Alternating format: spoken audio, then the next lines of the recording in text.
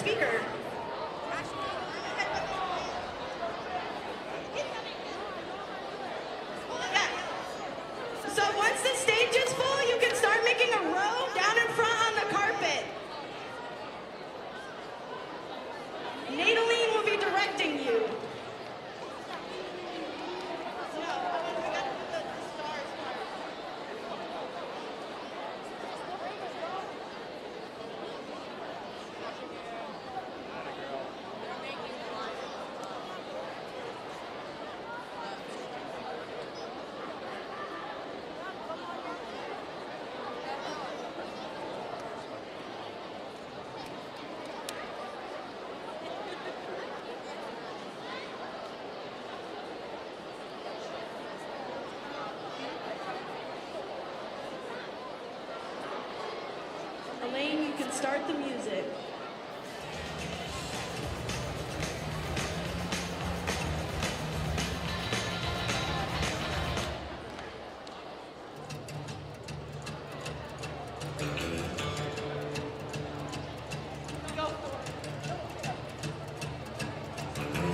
Lazy yellow moon coming up tonight, shining through the tree.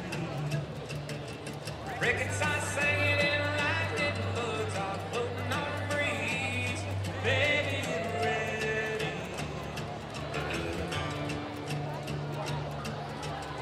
Across the field where the creek turns back by the old stump road, I'm gonna take you to a special place that nobody knows. Baby, get ready. Ooh, you and me go fishing in the dark, lying on our backs and counting the stars where the cool grass grows. Down by the river in the golden light, we'll be falling in love in the middle of the night, just moving slow. Staying the whole night through, feels so good to be with you.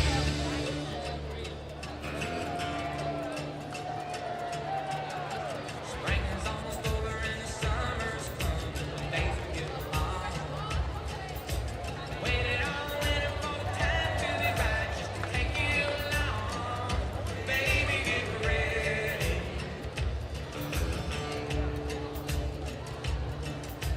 It don't matter if we sit forever and the fish don't bite. Jump in a river and cool ourselves from the heat of the night. Baby, get ready. Ooh, you and me go fishing in the dark, lying on our backs and counting the stars where the cool grass grows.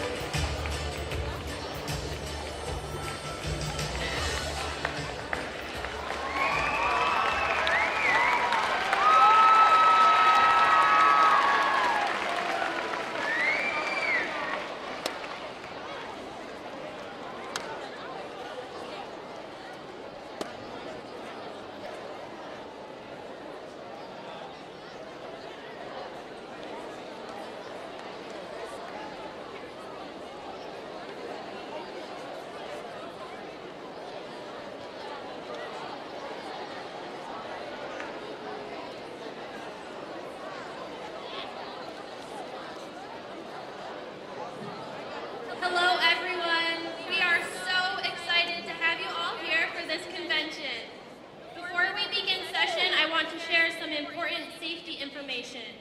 In the event of an emergency, please listen to all staff, advisors, and security personnel for any instructions. If you are asked to evacuate a building, please locate your nearest exit and calmly proceed to leave the building immediately. Do not take anything with you and proceed to the nearest stairway or exit. Regardless of whether you're in a workshop, meal, session, or in your hotel room, we appreciate your support to keep everyone safe. If you or any student is injured, please immediately seek an adult for assistance. With that being said, there is also reserved seating for this session. If you have a reserved seat, please go over to the area over there in front of the screen. And now I think we have another activity. Hi, District 9. Okay.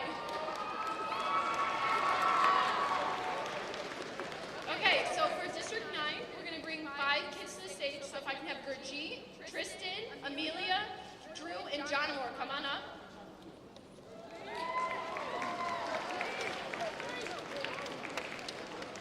Okay, so they're going to be doing the Minute to Win It fruit roll-up challenge. So if you haven't heard of that, they take a fruit roll-up and they unline it, and then they put their hands behind their back to see who can eat it the fastest and swallow it.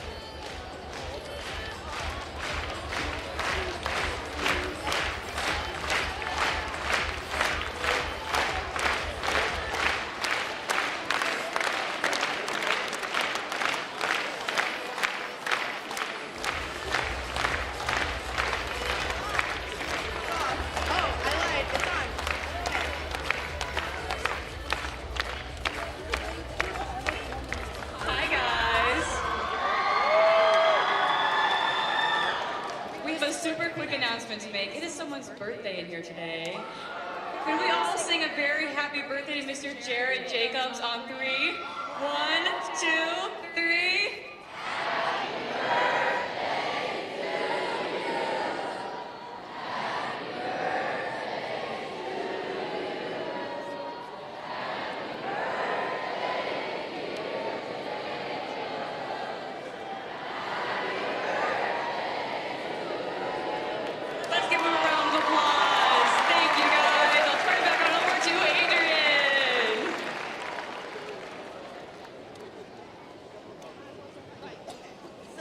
we're gonna play one more game.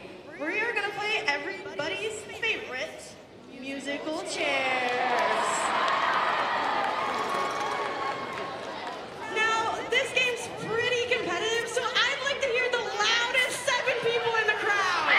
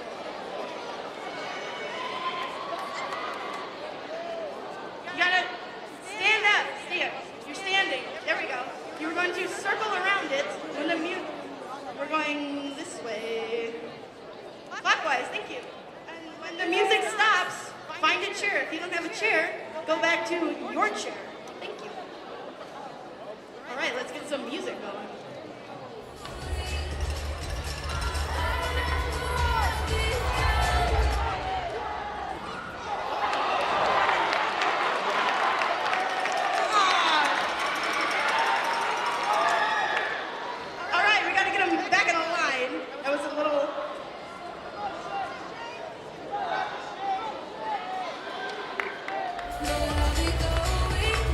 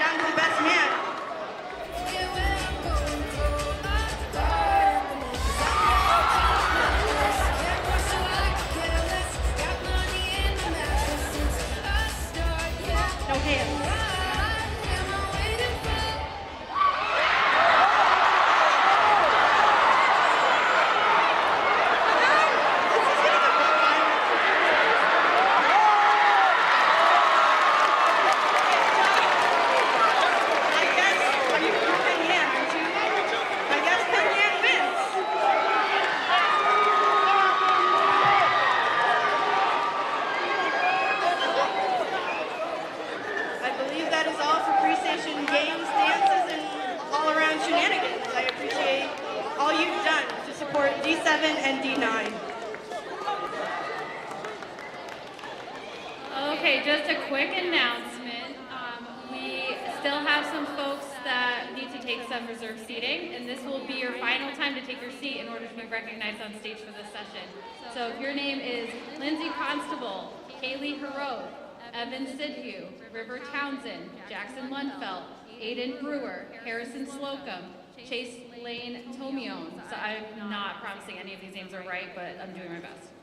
Christopher Preston, Jackson Flynn, Ryan Dan, Connor Woolson, Seth Higgins, Vern Knox Westerloo, Pen Yen, Pioneer, Riley Gillette, Natalie Griffith, Lucas Nolan, Morgan Capon, Eli Zappella, David Janora, Zachary Helm, Hannity Govinger, Mason Finley, Ellie Olson, Carter Stratton, Lucas Neff, Alyssa Smith, Atticus, Kata Meridian, Madison, Jennison Bright, Kyle Carpenter, Spencer Crofton, Andrew Curtis Salich, Sawyer Foster, Attica, Granville, SLL Ag Academy, Allie Earhart, Brianne Unro, Kiera Knobloch, Madison Washi Singer, Danielle Hughes, Hunter Tansey, Ronald Cook, Dylan Narrigan, Brianna Perrier, Samantha Gilmore, Cattaraugus Little Valley, Cobblesville Richmondville, and Northern Adirondack. If that was your chapter or your name and you commuted in a CDE today, you should probably look for your seating over there. Thank you.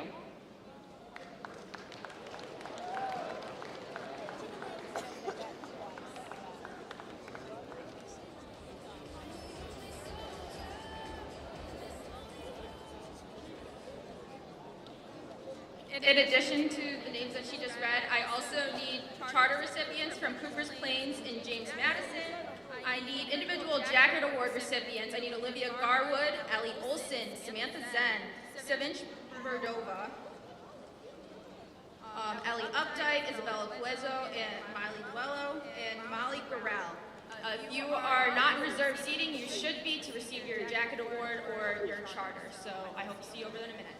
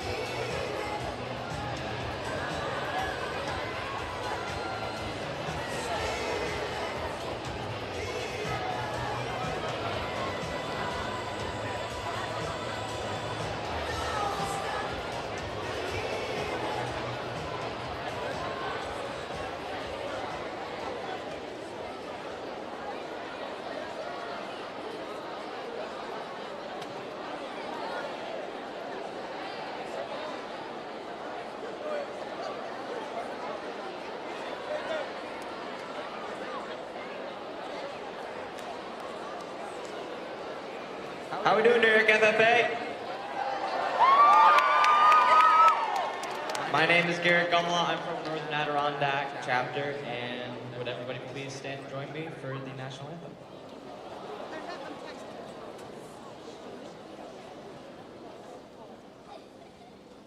Oh, say, can you see by the dawn's early light what so proudly we hailed at the twilight's last gleaming, whose broad stripes and bright stars through the perilous fight o'er the ramparts we watched were so gallantly streaming, and the rocket's red glare, the bombs bursting in air, gave proof through the night that our flag was still there. Oh, say does that star-spangled banner yet wave o'er the land of the free and the home of the brave?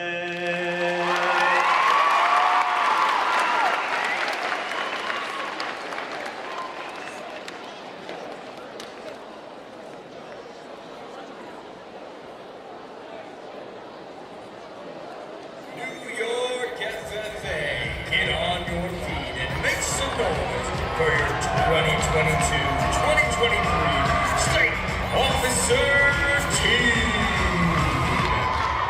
Your state sentinel from the Hamilton FFA chapter, Morgan Craven. Your state reporter from the John Van FFA chapter, Cristian and Morgan.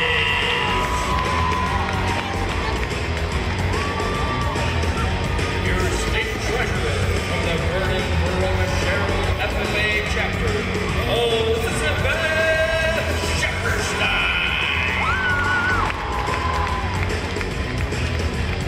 Your state vice president from the Greenville FFA chapter, Hunter Spiegel.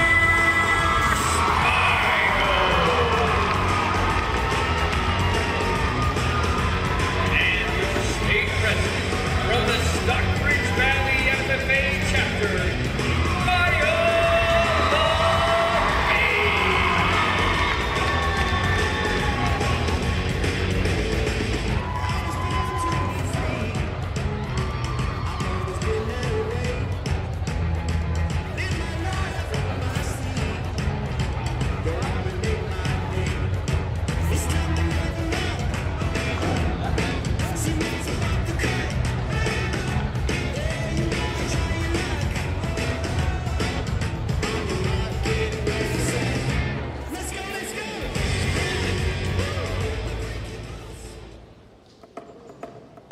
The convention hall will come to order. We are now holding the first general session of the 98th New York FFA State Convention. Vice President Smigel, all officers at their stations. I shall call the roll of officers, determine if they are at their stations, and report back to you, President Lefebvre. The Sentinel. Stationed by the door.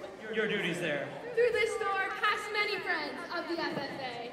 It is my duty to see that the door is open to our friends at all times and that they are welcome. I care for the meeting room and paraphernalia. I strive to keep them comfortable and assist the president in maintaining order. The reporter. The reporter is stationed by the flag. Why by the flag? As the flag covers the United States of America, so I strive to inform the people in order that every man, woman, and child may know the FFA is a national organization that streams from the states of Alaska to the Virgin Islands, or from the state of Maine to Hawaii. The treasurer. Stationed at the emblem of Washington. Your duties there. I keep a record of receipts and disbursements just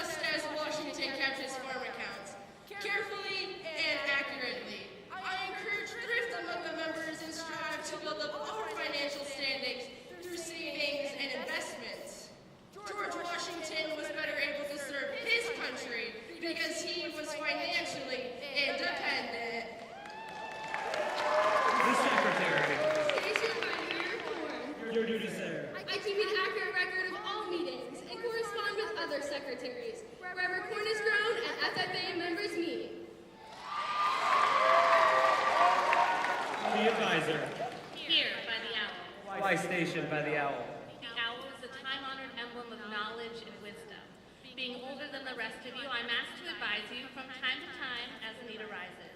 I hope that my advice will always be based on true knowledge and ripened with wisdom. Vice President Smigel, why do you keep a plow at your station? The plow is a symbol of labor and tillage of the soil. Without labor, neither knowledge nor wisdom can accomplish much. My duties require me to assist at all times in directing the work of our organization and preside over meetings in the absence of our president, whose place is beneath the rising sun. And why is the president so stationed? The rising sun is a token of a new era in agriculture. If we follow the leadership of our president, we shall be led out of the darkness of selfishness and into the glorious sunlight of brotherhood and cooperation. President Lefebvre, all officers are at their stations. Thank you, Vice President Smigel. The Secretary will call the roll of members. There are numerous members and guests present. President Lefebvre. Thank you. FFA members, why are we here? To practice brotherhood, honor agricultural opportunities and responsibilities, and develop those qualities of leadership which an FFA membership possesses. May we accomplish our purposes. I now declare this, the first general session of the 98th New York FFA State Convention, duly open for the transaction of business or attention to any matters which may properly be presented. Ladies and gentlemen, members and guests, welcome to the 98th New York FFA State Convention. Whether we have traveled for 10 minutes or 10 hours to get here, it is so great to be able to gather together in beautiful Buffalo to celebrate each other. We are so excited to kick off a convention that will honor all we have accomplished in this past year, along with taking time to recognize our countless supporters, advisors, and everyone in or out of the Blue Jacket that makes our success possible. This year, we have seen you, our FFA members, take advantage of new opportunities to grow intentionally, and we are going to see so many examples of that growth both during and beyond these next 3 days. New York FFA, we cannot wait to get this convention started, but first, let's take a moment to explore what it means to evolve.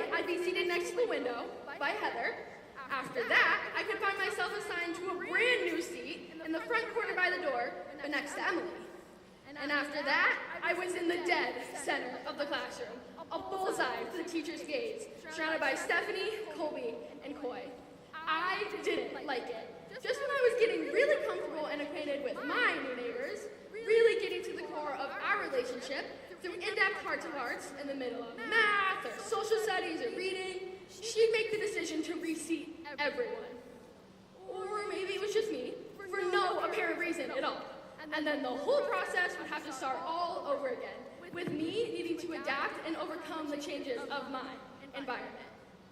Each time I'd find my second grade social life thrown into a blender, I would be so frustrated. Change is hard. I had to move all of my stuff, get used to a new angle of sunlight through the window, wish I was sitting with my old friends, and strangely find myself with less opportunity to, wait for it, get distracted and talk to the class. FFA members and guests, I was that girl. I couldn't help it. Now, at the time, I felt like Miss Hanson was an agent of chaos, didn't understand how much havoc she was wreaking on me. As I've grown up, I realized she was probably doing whatever she could do to support my ability to grow. And my ability to have not been told 9,000 times a day to stop talking. Miss Hanson's seating charts created conversational heartburn for sure, but they were a catalyst for change in my young life. I mean, who knows where I'd be if she hadn't thrown disruption after disruption at me in effort to help me evolve. Probably still dressing in Velcro shoes and barely on the verge of reading chapter books. The world around us is not meant to preserve us in a static state. Evolve.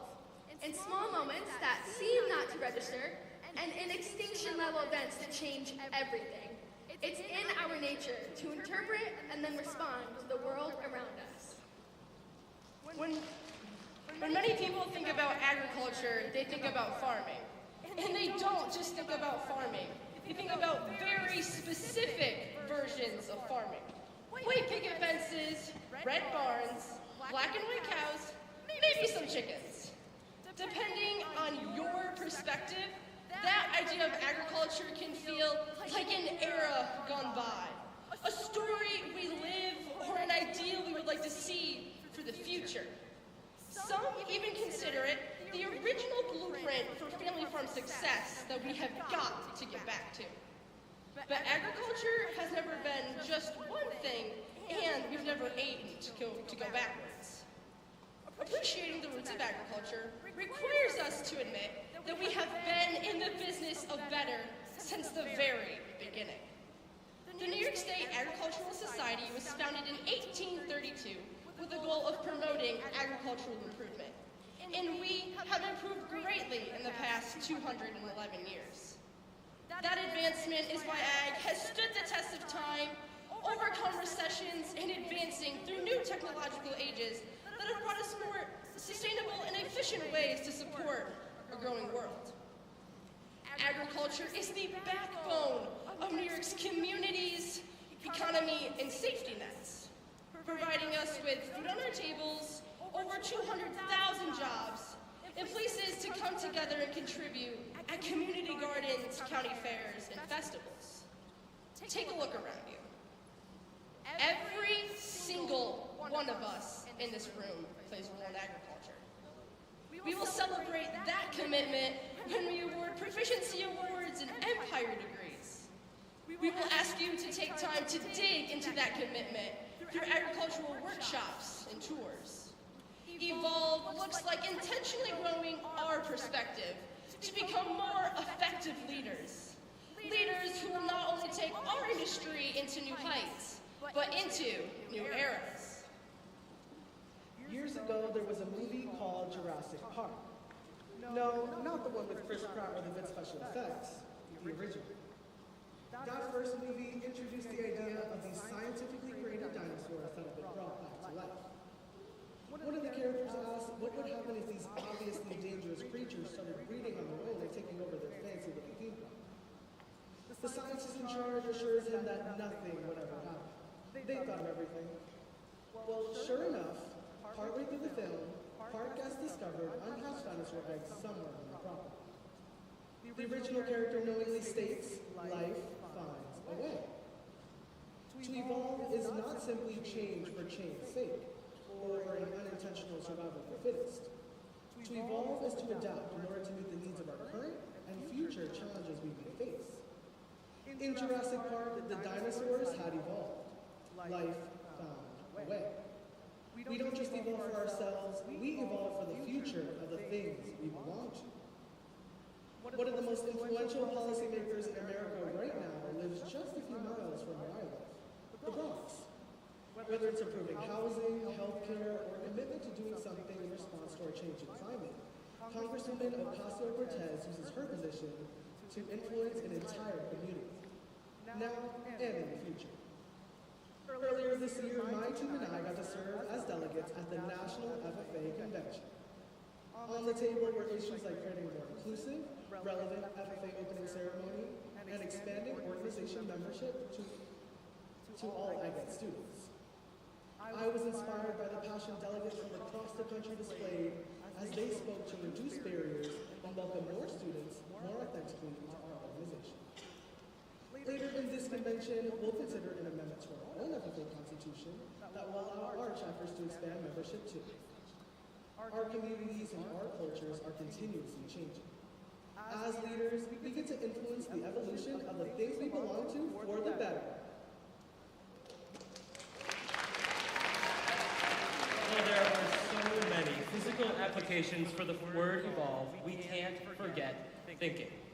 The way we perceive the world, develop new innovations, and make meaning of the past all comes from thinking. Do you know how germs were discovered? In the 1800s, a scientist named Dr. Semmelweis noticed that women who gave birth had a mortality rate 3 times as high if they were assisted by a doctor than if they were assisted by a midwife through the process. Now, this seems pretty crazy, right? A doctor should be pretty capable. But after future observation, Dr. Semmelweis noticed that the midwives washed their hands before helping the mothers. The midwives washed their hands. The doctors, many of whom were brilliant and experienced, oftentimes went from patient to patient, and sometimes even dead patient to patient, without washing their hands in between. Now, for them, this wasn't as horrifying as it is for us today, but even then, the stark difference in results made them shift their thinking. And Eureka, the start of what would become a whole lot of knowledge and a whole lot of innovation for a whole lot of people. That was the evolution of thinking. But changes in the way we think affect everything. Agriculture, healthcare, law, everything. And it's evolving our mindset to let us know that in order to feed billions of people where they are, we can and must consider multiple ways to grow food, like our Renaissance Charter FFA chapter is doing on their rooftop. Allowing ourselves to evolve our thinking assures that our best selves and most meaningful experiences do not become irrelevant in a changing world. But evolving our mindset does not mean turning our back on the past, but instead it means broadening our perspectives through open-minded experiences and applying those truths to a stronger framework for a smarter and more powerful future. Here at Convention, open your eyes to opportunity and open your mind to the potential for growth. This could be the place that everything changes. The Alice in Wonderland stories follow the journey of a girl through a magical fantasy world, filled with phenomenons that get curiouser and curiouser. She falls through a rabbit hole that needs a pacer that makes her grow into a giant. There, with her arms and legs stretched out of every window and doorway, she drinks from a vial of liquid that shrinks her back down again. She grows in her bravery and boldness before returning to the world she's familiar with. Later, she returns to Wonderland in the sequel, Through the Looking Glass, and she encounters a character she knows from before, the Mad Hatter. But she is visibly less comfortable than she was the first time around. You used to be much more muchier, the Mad Hatter tells her. You lost your muchness. Evolution refers to the process of change or development over time, but it isn't always something we gain. Wisdom teeth, appendixes, and even pinky toes are all things that once had a purpose, but now exist in a world where they're no longer needed, and have become things we either get removed or slam into pieces of furniture. When we aren't using things, we evolve to lose them. What would happen if we surrounded ourselves with environments that reduce our muchness instead of cultivating it? We have the ability to create environments that can shape stronger, smarter, more compassionate, and capable people. But it is equally our decision about how we interact with that environment that determines that destiny. Sutton Barrett is an FFA member whose muchness grows and grows. As a member of the Beaver River FFA, she has seized opportunities to grow as a person and sharpen her talents in equine sciences. This year, I have had the privilege of watching Sutton evolve, from interested to engaged, from curious to confident, and from exploration to expert. She has created an environment of growth for herself with every decision she's made, and she has evolved into one of the most impressive FFA members I know. We can all be more like Sutton, and the FFA can be a catalyst for our success. Check out examples of winners up on stage during sessions, meet new friends and mentors during workshops, hold meaningful conversations with the exhibitors in the expo hall. As individuals, we can evolve from mediocrity to muchness, or the other way around. Take ownership of your personal growth.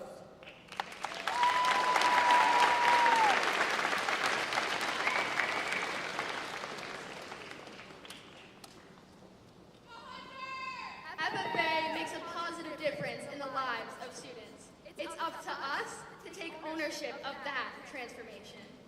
We experience catalysts for change in our community's relationships and moments where we no longer feel comfortable staying the same as we were. We shouldn't disdain change, but instead embrace the potential it holds. We can and should outgrow our current capacity for performance, for kindness, for innovation, for leadership. Let's decide to believe in the future of agriculture, of our communities, and especially of ourselves. New York FFA, it's time to evolve, to grow intentionally. The future will thank us.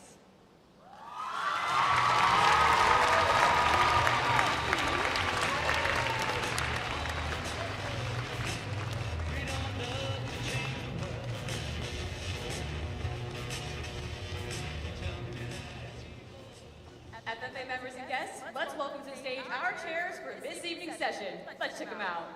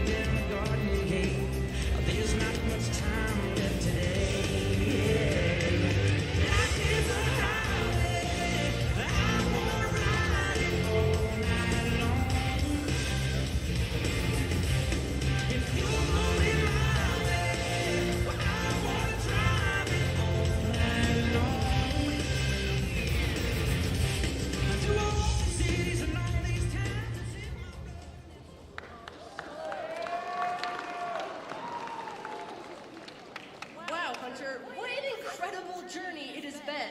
I know, right? We've traveled such a long way to celebrate so many incredible FFA members. We've traveled such a long way, literally and figuratively. But guess what? We're here today, and we're here to celebrate what may seem like the end of our journey, but I still feel like we're just getting started. Speaking of which, Hunter, let's get some more passengers out here.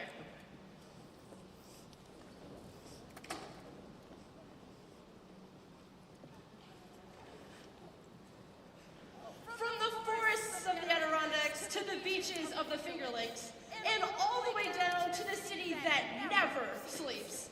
There is so much potential that comes from simply being able to say, I am a New Yorker. I agree, Elizabeth, but I'd go one step further and say that there's an awful lot of pride in not only being able to say that we are New Yorkers, but that we are New York FFA members. Our members and their experiences are so much cooler than any of the incredible places that we've been able to see this year, and it seems so fitting that we've traveled such a long way to celebrate the incredible and unique members here at the 98th State Convention. Whether it was navigating Myah's motion sickness on a flight to DC, getting stuck in the turnstiles in New York City subway system to charter new chapters in Manhattan, or spending hours in our personal vehicles to get to Syracuse, or Albany, or Syracuse again, or Oswegatchie, or Syracuse again. Hunter, I think they get it. When we became state officers, we became certifiable road warriors, experts in the art of navigating transportation mishaps, bad directions from Google, and problems from the passenger seat.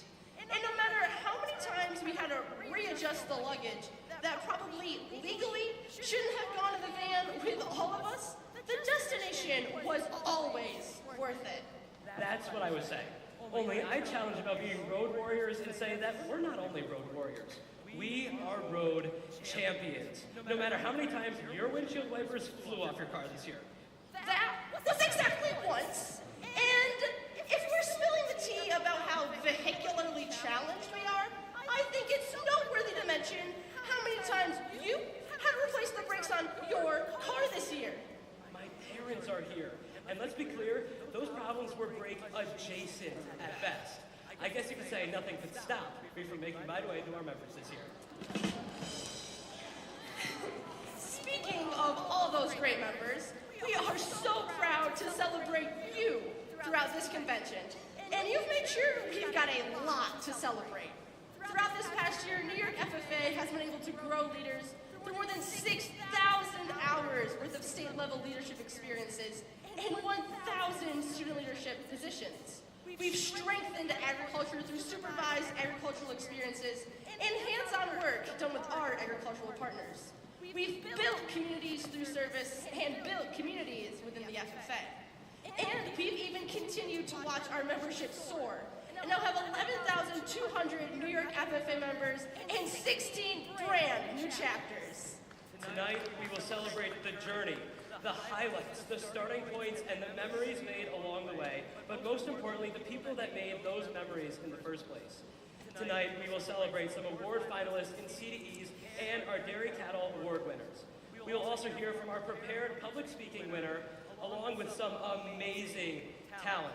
And of course, we'll hear from our friend and York State Sentinel Morgan Craven as she delivers her retiring address.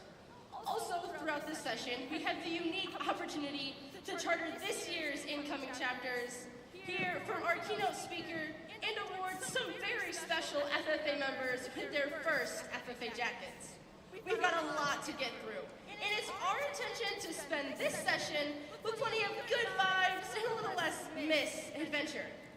But don't worry, Hunter, I've got us covered if necessary. So let's get started. Please help me welcome some of New York FFA's biggest supporters to the stage as they help make convention possible.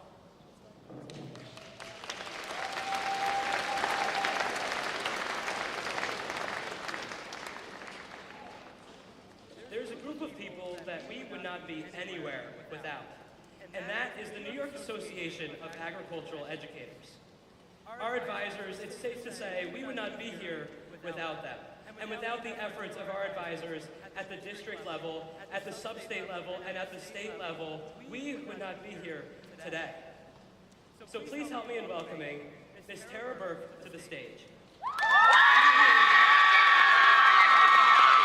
Tara Burke is the advisor at Tri-Valley Central School and the president of the New York Association of Agricultural Educators. And she is here today to say some incredible words on behalf of our amazing ag teachers.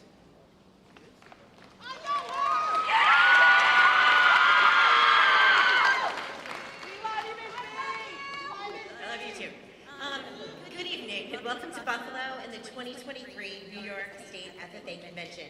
My name is Tara Burke, and I'm one of the ag teachers at Tri-Valley Central School. I have the honor to welcome everyone here as the president of the New York Association of Agricultural Educators and the chair of the FFA Governing Board. But first, I hope you will indulge me in a little story. Here it goes. There was once a great leader who ordered her soldiers to move a large boulder into the middle of the main road to and from town.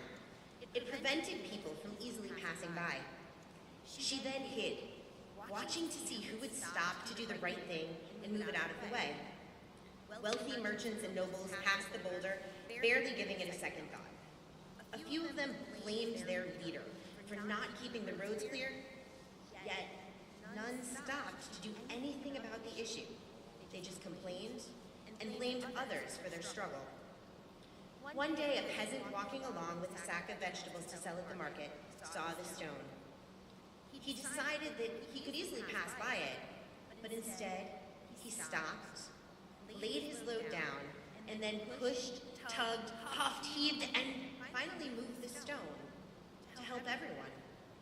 Upon picking up his vegetables, the peasant saw a large purse full of gold and a handwritten note from the leader where the boulder had been. The gold was a reward for whoever removed it from the road. And hundreds of people had passed it by, unsuspecting. So, what's the point of my story? You are all here at the 98th Annual New York State FFA Convention because a leader encouraged you, molded you, taught you, pushed you into taking your next step in your FFA development. Your advisors are so proud that you're here, and they want you to be successful. For some of you, that success is truly winning gold. But for others, it's just taking the chance to try something new and just being here. This convention is the road, and you each have made the decision to push and tug and heave whatever boulder you have in front of you aside to find the prizes beneath it in your own way. We are all here today because of the hard work of our state officers, our state staff, teachers, hundreds of behind-the-scenes volunteers who make this event possible. It's a huge undertaking, and the effort needed is incredible. But I'm here to encourage you to be the representatives of your school that can return home with pride and who wear the FFA jacket as an honor. Continue to make your advisors, your school, and your state proud through service, leadership, and success. But above all, have a great time while you're here. That's the point. Thank you for being here, and welcome to Buffalo.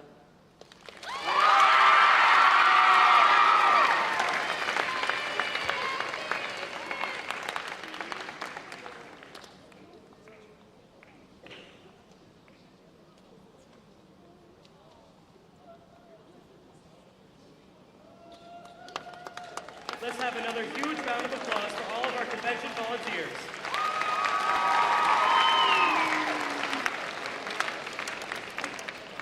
Every great adventure starts with a destination in mind.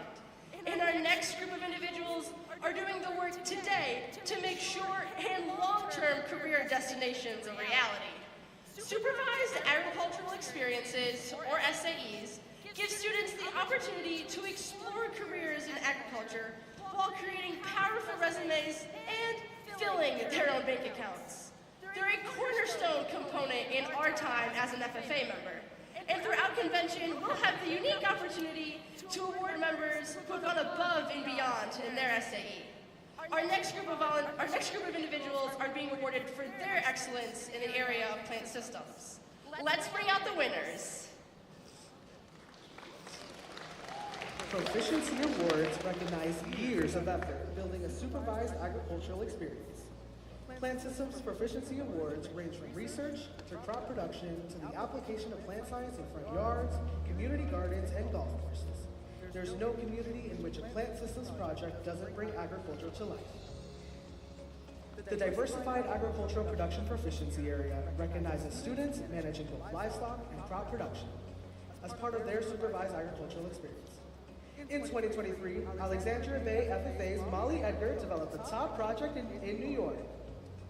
Raising beef cattle is a year-round commitment.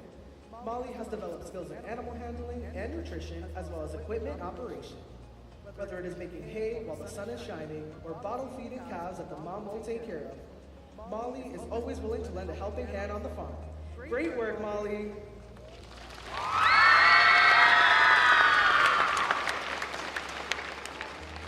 Nursery operations grow, market, and sell vegetable starter plants, trees for the purpose of transplanting, or propagation and ornamental plants. Our state winner in 2023 is Mackenzie Backus from Walton. Managing vegetable plants from planting to harvest is no small task. Mackenzie's interest and passion for producing her own food has driven her to be successful in managing vegetable plants in the school greenhouse from start to finish. She has explored growing and managing vegetables hydroponically, as well as in traditional soil. Congratulations, Mackenzie!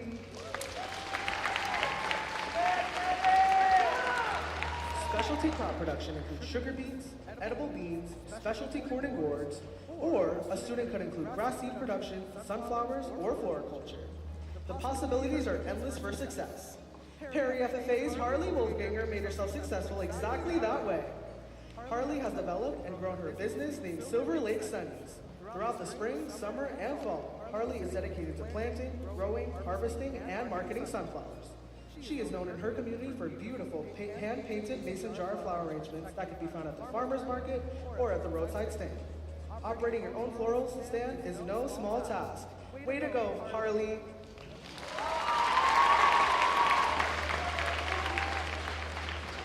Members owning or working for businesses producing unprocessed asparagus, beans, pumpkins, sweet corn, and more can earn proficiency awards in vegetable production. In 2023, our top students are from Mount Markham, Owen Allen. From Northern Adirondack, Keller LeClaire. Our top student in vegetable production in 2023 is Keller LeClaire.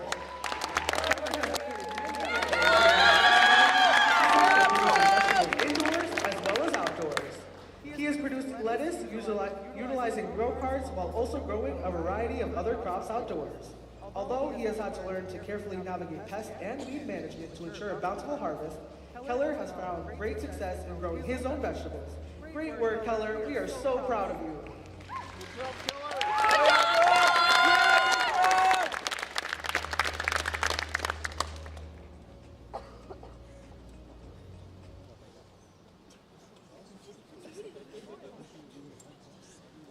Let's hear it for all of those incredible members.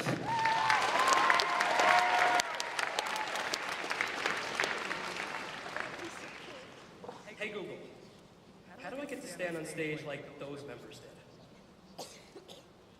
Okay, one moment. It appears you are already on stage. No. Hey Google, how do I stand on stage like those members did? Not literally, more like metaphorically. Okay, one moment.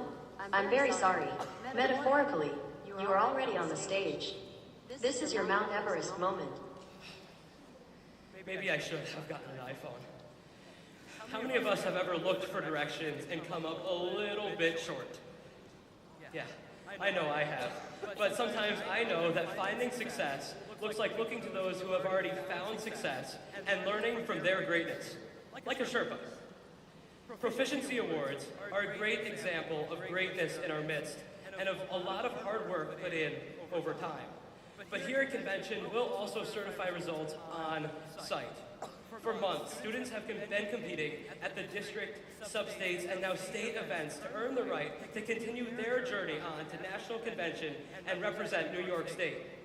Throughout convention, we'll have multiple student showcases where we get to listen to the best of the best FFA has to offer us, and where we can learn from their greatness. And there's no better time to start than right now. So please help me welcome our state-winning... Whoa, Hunter, pump the brakes! Why do you keep bringing that up? I'm just saying, we can't hear from a state winner until we have a state winner. And we can't have a state winner because I have the top 3 finalists right here. Well, that seems pretty easy to remedy.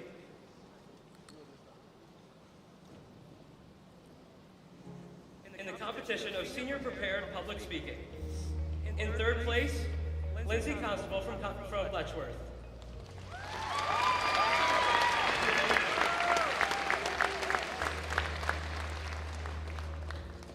In 2nd place, Evan Sider from Pavilion.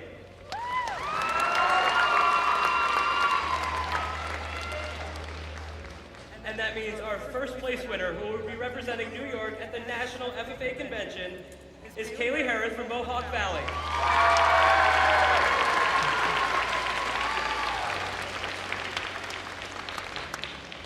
Congratulations, Carrie. Now show us how it's done. New York State FFA, our first student showcase of the 2023 convention. Kaylee with her prepared public speech.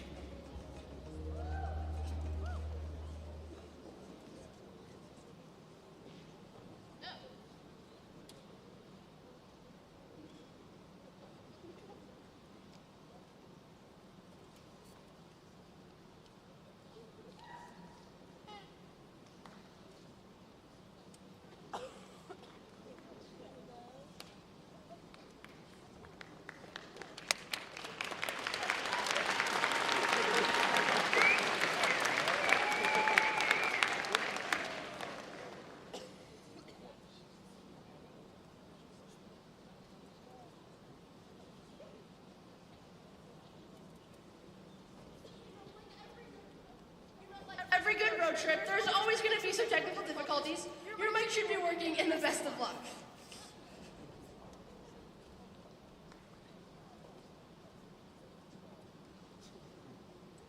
If you have followed recent news, you have probably heard of supply chain issues across the globe. But did you know that supplies aren't the only problem we are facing? There is a worldwide shortage of transplants for organs. Due to this, scientists and doctors have turned to xenotransplantation. While it may sound like some sort of alien abduction technology, is really a massive innovation in the worlds of medicine and science that dates back to the 17th century. But with new opportunities come new obstacles. This process could eventually save more lives than traditional methods. But is it worth the risk? Come with me as we explore xenotransplantation, the facts and the faults. Good evening. My name is Kaylee Harris, and I represent the Mohawk Valley chapter of FFA.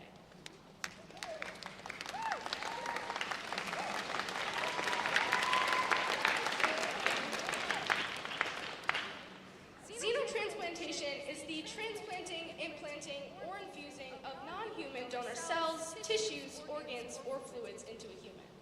I would say that is the simple definition, but nothing about this phenomenon is simple.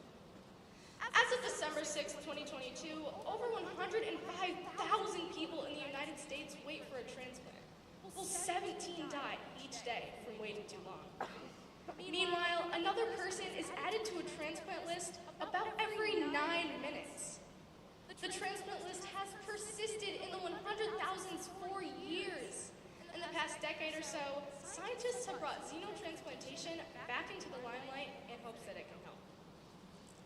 Xenotransplantation may have a complex name, but it dates way back to 1667, when a French doctor named Jean-Baptiste Denis used it for blood transfusions.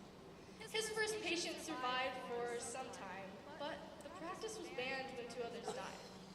Xenotransplantation resurfaced in the 19th century with xenografts as temporary skin covers. These advancements actually occurred before the first successful human organ transplant in 1905. Shortly after this first human transplant, an insignificant organ supply was apparent. Professionals turned to monkeys and chimpanzees unsuccessfully. All patients died in weeks or months. In the 1980s, Dr. David Cooper argued against primates and looked at pigs, but initially failed. He was not the first to ever use pigs, though. The first porcine transplant was in 1838. Once the 1990s rolled around, Dr. Cooper began genetically modifying pigs. They were altered to contain a knockout allele for a sugar and a porcine T cell said to be the main trigger of the human immune system. This was important, but the discovery of endogenous pig retrovirus, or PERV, was averted. However, in 2017, scientists from a Harvard lab used a gene editing technique called CRISPR-Cas9, which successfully cut the virus from 62 fetal pig cells. They cloned the embryos and obtained 37 piglets with no trace of PERV. Fast forward to January 7, 2022, when David Bennett, a 57-year-old man, received the first pig heart. Unfortunately, he only survived 2 months. After these recent discoveries, xenotransplantation continues to be heavily researched. Not every animal is a suitable xenotransplant donor. The animals used for blood transfusions in 1667 were farm animals, and the animals used in the 19th century included rabbits, dogs, pigeons, and frogs. Cows were also used in place of damaged human blood vessels prior to synthetics. As I have mentioned, monkeys and apes were originally considered for major organ xenotransplantation due to their evolutionary similarities to humans. Despite that, they raise many ethical and infectious disease concerns and have organs that are too small. Enter pigs. Pigs have similar organ sizes and functions to humans that primates lack, and are domesticated. Also, pigs mature quickly, provide large litters, and can be farmed in a controlled environment easier than other animals, which is beneficial. But keep in mind that even though these animals are helpful, we could be contributing to their extinction if things get out of hand. This would cause a reduction in the Earth's already depleted biodiversity. So, pigs have been chosen. Now what? Pig cells contain some proteins, sugars, and diseases that differ from humans. They could cause issues like rejection or infection. So we use gene editing to cancel them out and add others that benefit humans. One of the lead gene editing technologies is CRISPR, or Clustered Regularly Interspaced Short Palindromic Repeats. It aims to remove PERV and reduce infection risks. CRISPR is a special type of DNA fused with a protein called Cas9 to create a break in the double strand of DNA. The DNA tries to repair itself, but often flaws, causing the PERV gene to shut off. Another idea is called SCNT, or somatic cell nuclear transfer. This process aims to create stem cells by using the nucleus of a human body cell to replace the nucleus of a fertilized oocyte in a pig. This cell, found in a pig's ovary, may become an ovum. It can be used on pigs to grow organs better suited for xenotransplantation. While these ideas may sound great, they could cause many physical issues. According to philosopher Bernard E. Rollin, the most significant issue with xenotransplantation is immunological rejection of the organ. Rejection occurs when a recipient's immune system attacks donor cells like a pathogen. Attacks can happen quickly or slowly, but eventually the organ is destroyed and loses its function. Rejection can happen in any transplant, but some attacks from xenotransplantation are inexorable, and even immunosuppressants cannot help. This leads into another concern relating to immunosuppressants themselves. Some people question the supposedly helpful substances because they lower your ability to fight general pathogens, increasing the chances of sickness. A third physical issue could be coagulation dysregulation, or irregular blood clotting in areas of the circulatory system. This could restrict the patient's survival time. Beyond the recipient's physical health, we cannot disregard ethical concerns. People are worried that they will be observed their whole life, or that doctors may prioritize research instead of patient health. Some believe that using human stem cells in pigs is risky, as scientists currently have no way to prevent stem cells from entering other parts of the pigs, like their brains, and causing human-like functions. Many also worry about the conditions the animals will be raised in, how the disbursement of the grown organs will be controlled, and when children or infants will be recipients. Some countries have created regulations. In the United States, controlled trials overviewed by the Department of Health and Human Services are allowed. Even so, ethics are a significant burden. Xenotransplantation may date way back to the 17th century, but so much is still unknown. While worries and doubts are ubiquitous, we can keep researching and experimenting. Nobody can see the future, but that doesn't mean scientists should stop trying. Despite many unanswered questions, the fascinating idea of xenotransplantation doesn't seem to be going anywhere.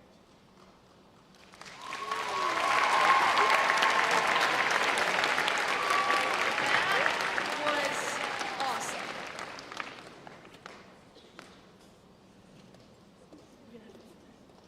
You know, this year I've put a lot of miles on the road for FFA. But a pretty close second for me was traveling for dairy events. Whether it was leaving directly from an FFA event in Massachusetts to drive to a dairy event in Pennsylvania, or leaving a show right here in Buffalo in the middle to go support leadership interviews in Morrisville, I know I'm not the only one whose FFA story goes hand in hand with local, state, and national dairy opportunities. And our next group of members are being celebrated for how they build up their herds and experiences within the dairy industry. There's a reason why dairy is so important to New York. Let's bring out the cream of our crop. The Casanova Abbey's FFA chapter is home to our Ayrshire Dairy Breed State winner, Andrew Curtis Schlau. Andrew's registered Ayrshire dairy cow continues a family tradition on the 7th generation Cedar Creek farm. He takes care to make nutrition and genetic decisions that increase his success at shows in New York and beyond.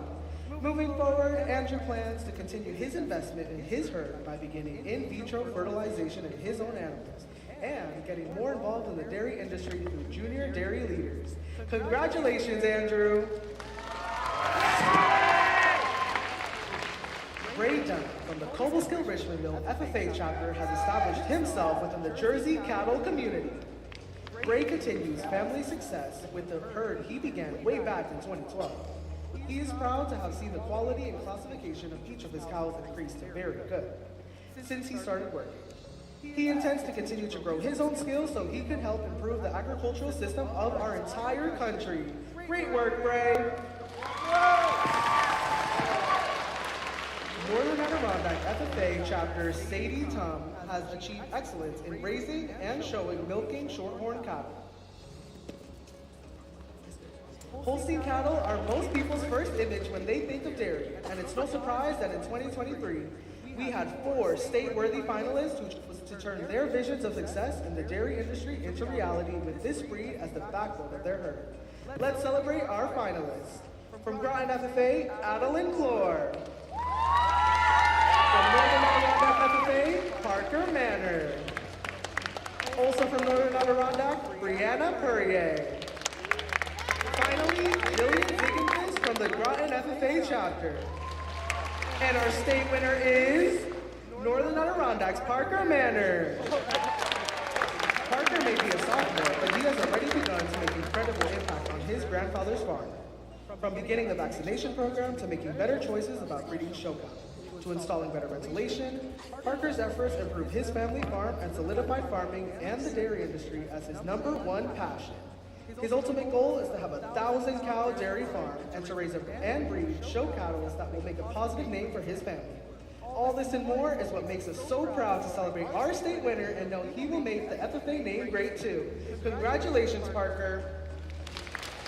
New York FFA, let's hear for our incredible leaders and achievers in our top dairy agricultural commodity, New York Dairy.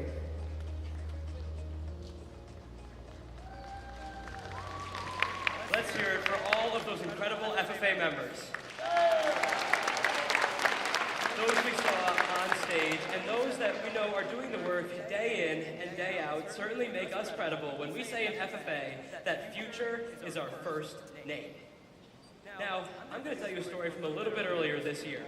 We were on state officer tour and I was helping shove 97 bags into the back of an SUV so we could travel from our New Jersey hotel to charter new chapters in Manhattan. But the thing was, when we had just about loaded all of the bags, I had realized I had forgotten my glasses. I left them in the hotel room. Add to it, Cristian and I had left both of our hotel key cards right at the front desk where we were supposed to, so we couldn't get back into the hotel to go back to the room. So it was 6 a.m. and we were supposed to be on the road. So we drove out of the parking garage, circled around through one-way streets to make it back to the hotel lobby so I could get my new key card for my old room to eventually get my glasses, run out to the car, this time with the ability to see. One thing is true about a journey. Sometimes we have to circle back around and make sure that we do things right. Now, throughout convention, we will continue to celebrate incredible CDE and LDE finalists. But we have a few more to celebrate during this session. So please help me welcome them to the stage.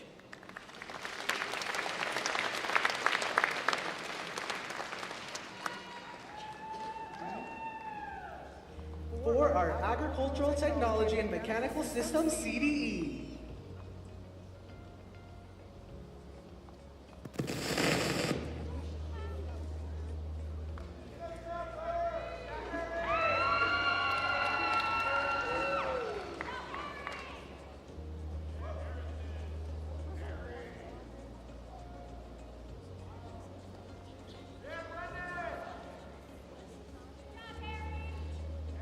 Agricultural Technology and Mechanical Systems CDE.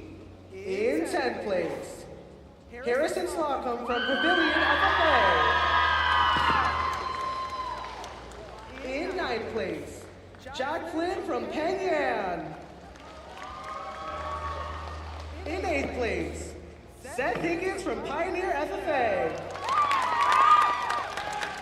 In 7th place, Jackson Lundfeld, Byron Bergen FFA.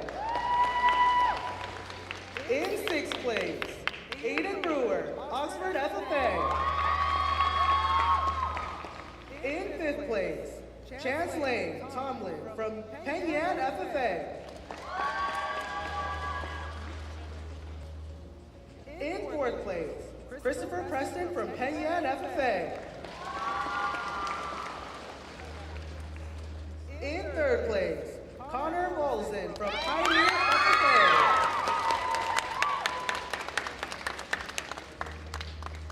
In 2nd place, River Townsend from Burn Knox Westerlo FFA. And in first place, Ryan Dan from Kenyan FFA. For Agricultural Technology and Mechanical Systems teams. In third place, Burn Knox Westerlo FFA.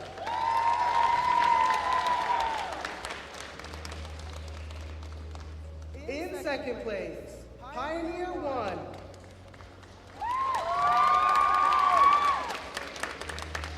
And in first place, Kenyan FFA. Congratulations to all of our agricultural technology and mechanical systems competitors.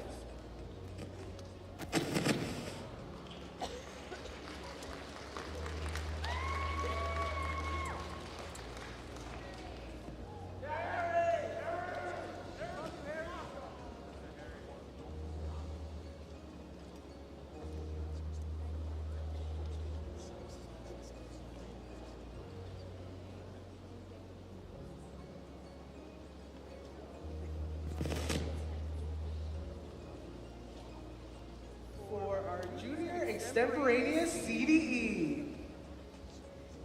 In third place, Riley Gillette from Loudville FFA.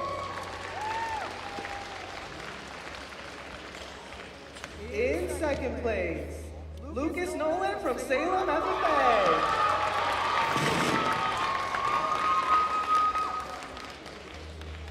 And in first place, Natalie Griffith from Mount Markham FFA.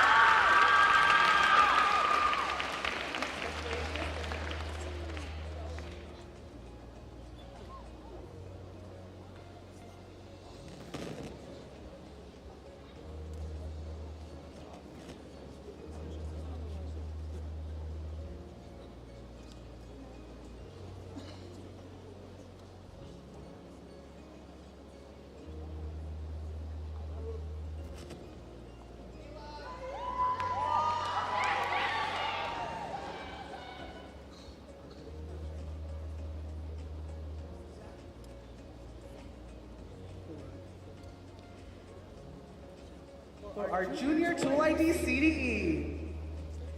In 10th place, Carter Stratton from Hoosick Falls FFA.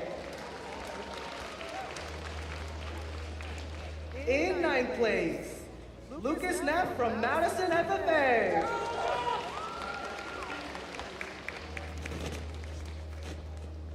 In 8th place, Alyssa Smith from Penyard FFA.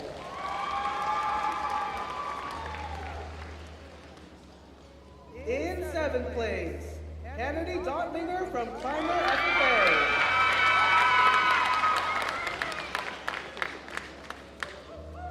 In 6th place, Zachary Helm from Cayuga Onondaga FFA.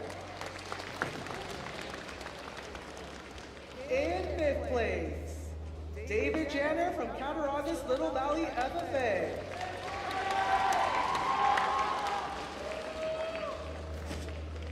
In 4th place, Ellie Olson from Hamilton FFA.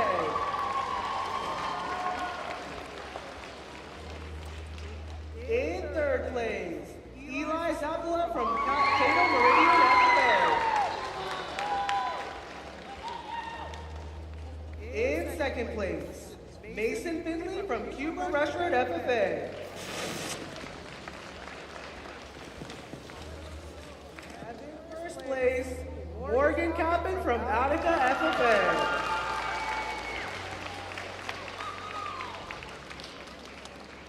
For our Junior Tool ID CDE teams, in 3rd place, Cato Meridian FFA.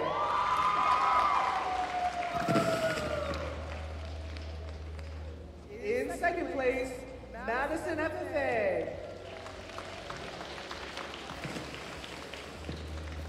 And in 1st place for our Junior Tool ID team, Attica FFA. Congratulations to all of our Junior Tool ID individual winners and team winners.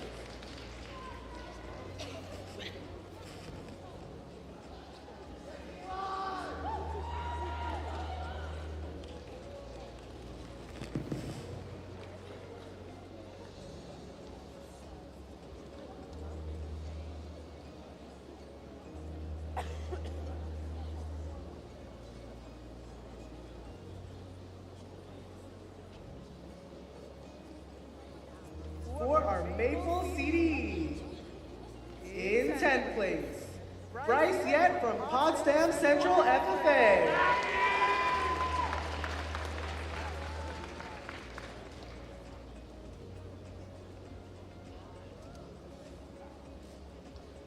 In 9th place, Kyle Carpenter from Attica FFA.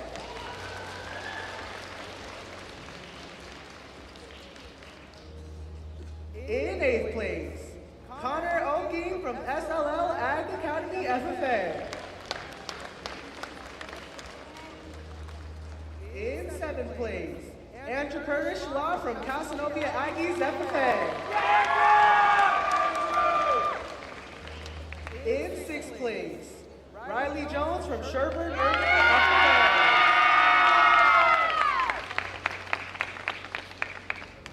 In 5th place, Spencer Broughton from Attica FFA.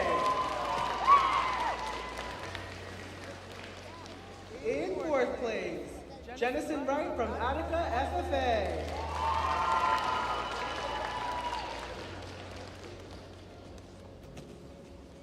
In 3rd place, Adam Trotman from Springville FFA.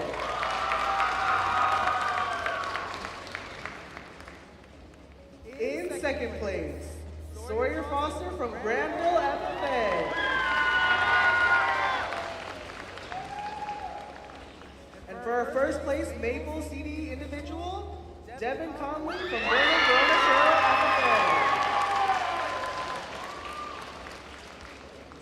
For our Maple CD teams, in 3rd place, SL Ag Academy FFA.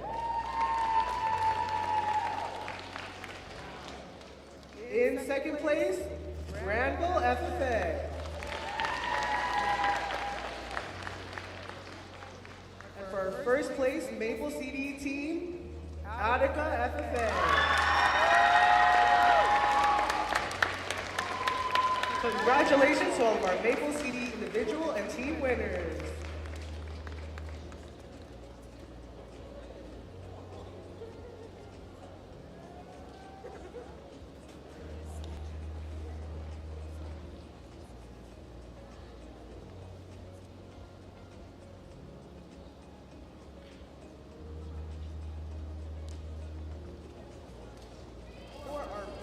For our Meets Evaluation and Technology CDE,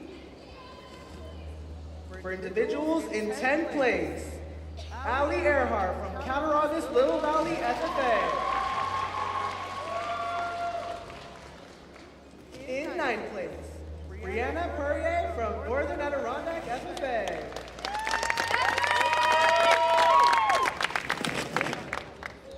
Kiera Noblock from Cattaraugus Little Valley FFA. In 7th place, Samantha Gilmore from Northern Adirondack FFA. In 6th place, Dylan Narigan from Indian River FFA. In 5th place, Madison Washi Singer from Cattaraugus Little Valley FFA. In 4th place, Ronald Cook from Cobleskill Richmondville FFA. In 3rd place, Danielle Hughes from Cobleskill Richmondville FFA. In 2nd place, Brianna Unruh from Cattaraugus Little Valley FFA. And for our 1st place Meets Evaluation and Technology CD winner, Hunter Tansley from Cobleskill Richmondville FFA.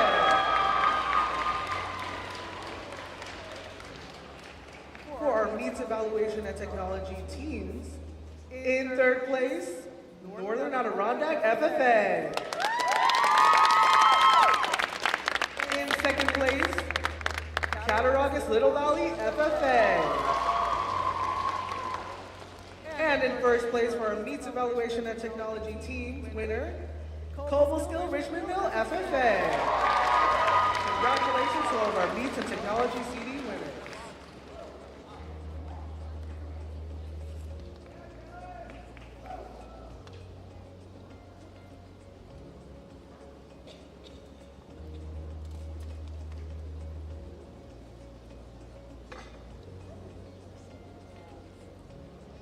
Congratulations to all of our CDE and LD award winners. You know, they're a pretty incredible group of students, but another incredible group of students here at Convention are those competing in talent. So what better time than right now to bring our first talent act of Convention to the stage.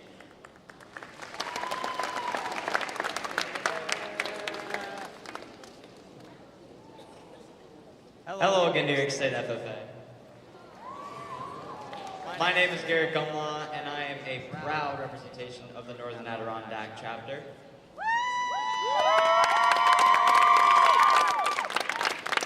This is Love You Anyway by Luke Combs.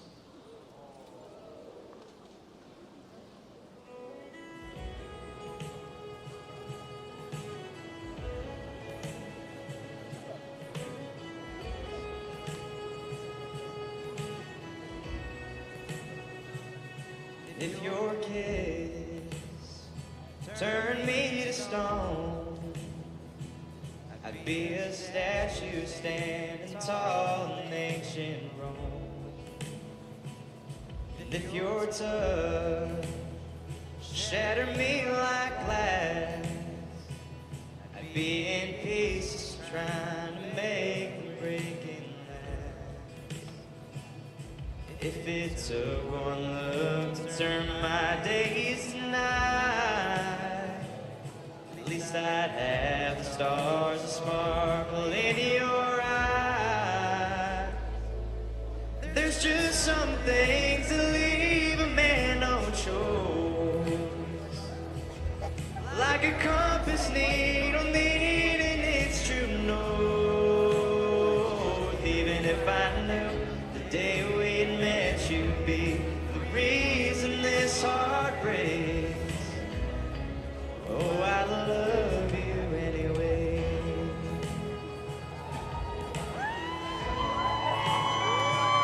I know just trying to write a song, I run the risk that I could get your perfect wrong. Well, I guess what I'm trying to say is there ain't words been made to show there's so much weight. That if you turn your back on me and walked away, not a thing about the way I feel would change. There's just some things that leave a man no choice, like a compass needle needing its true north. Even if I knew the day we'd met you'd be the reason this heart breaks, oh, I love you anyway.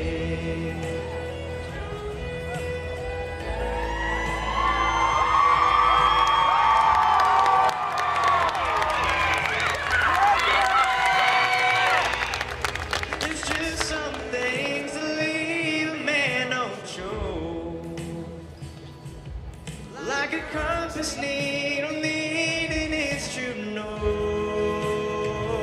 Even if I knew the day we'd met you'd be the reason this heart breaks, oh, I love you anyway. Even if I knew the day we'd met you'd be the reason this heart breaks, oh, I love you anyway.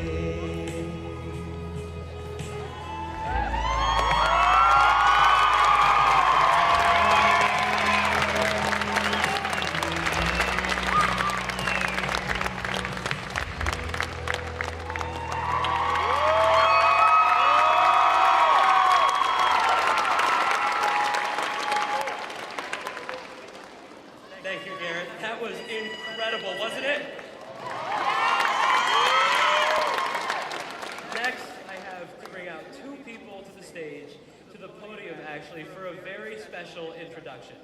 McKinley and Bree Craven have reputations of kindness and excellence that precede them, and it makes perfect sense that they'd be the ones to introduce our first state officer retiring address to the stage.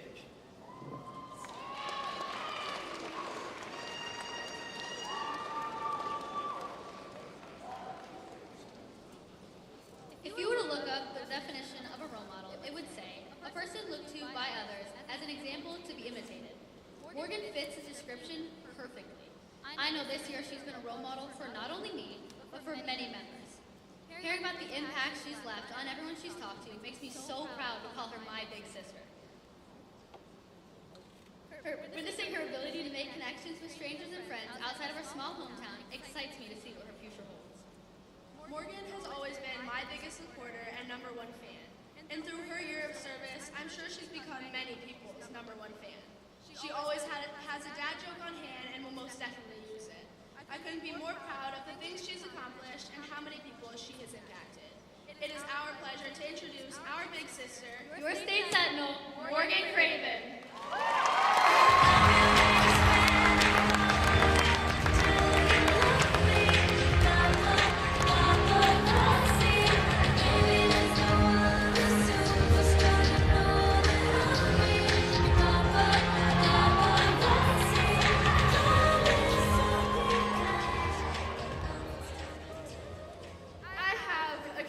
To make.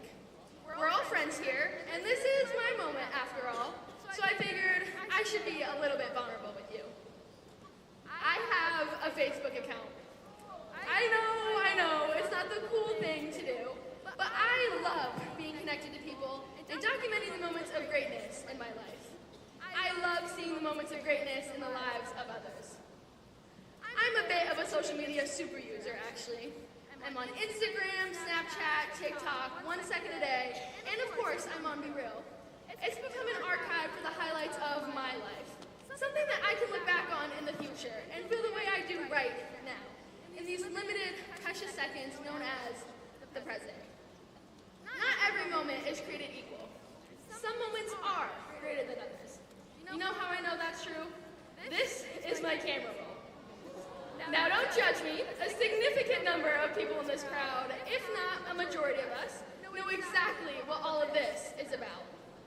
I know I'm not the only one guilty of taking 100 pictures and then scrolling to find the one moment that is truly worthy of being posted. To me, this represents a belief that we all share, that some moments are just more worthy of our celebration than others. When I say the phrase, "This is your big moment," what do you think about? The time that you got slated as an officer? What about the game-winning goal during overtime? For me, I tend to think of my big moment as something that's about to happen, that is filled with potential and possibility. The idea of approaching the moment as if it's my big moment makes me value it. It's not just about capturing the best angles for the gram, it's about seizing the opportunity in front of me, whatever it is. This year, I've been serving as a state officer while finishing up my senior year of high school. Being in this position is something that I have dreamed of for a long time. And that big moment of being installed on stage last year in Syracuse is something I won't ever forget. But every opportunity comes at the cost of another one. Halfway through this year, my team and I went to lunch after the Member Leadership Series conference. And even after such a fun event, I couldn't help but admit that I felt sad. Now these were the pictures that I had posted after that day. But even as I was posting them, I realized that what I felt like was that I had missed out on the experience, which made no sense. I mean, here I was, documented for everyone to see. But what I watched from my spot in my state officer jacket was my friends and chapter mates having a great time together. I realized that I was missing out on some of my last opportunities to go to events with my friends as students and to be present at all of the local activities. I love my chapter and the people in it.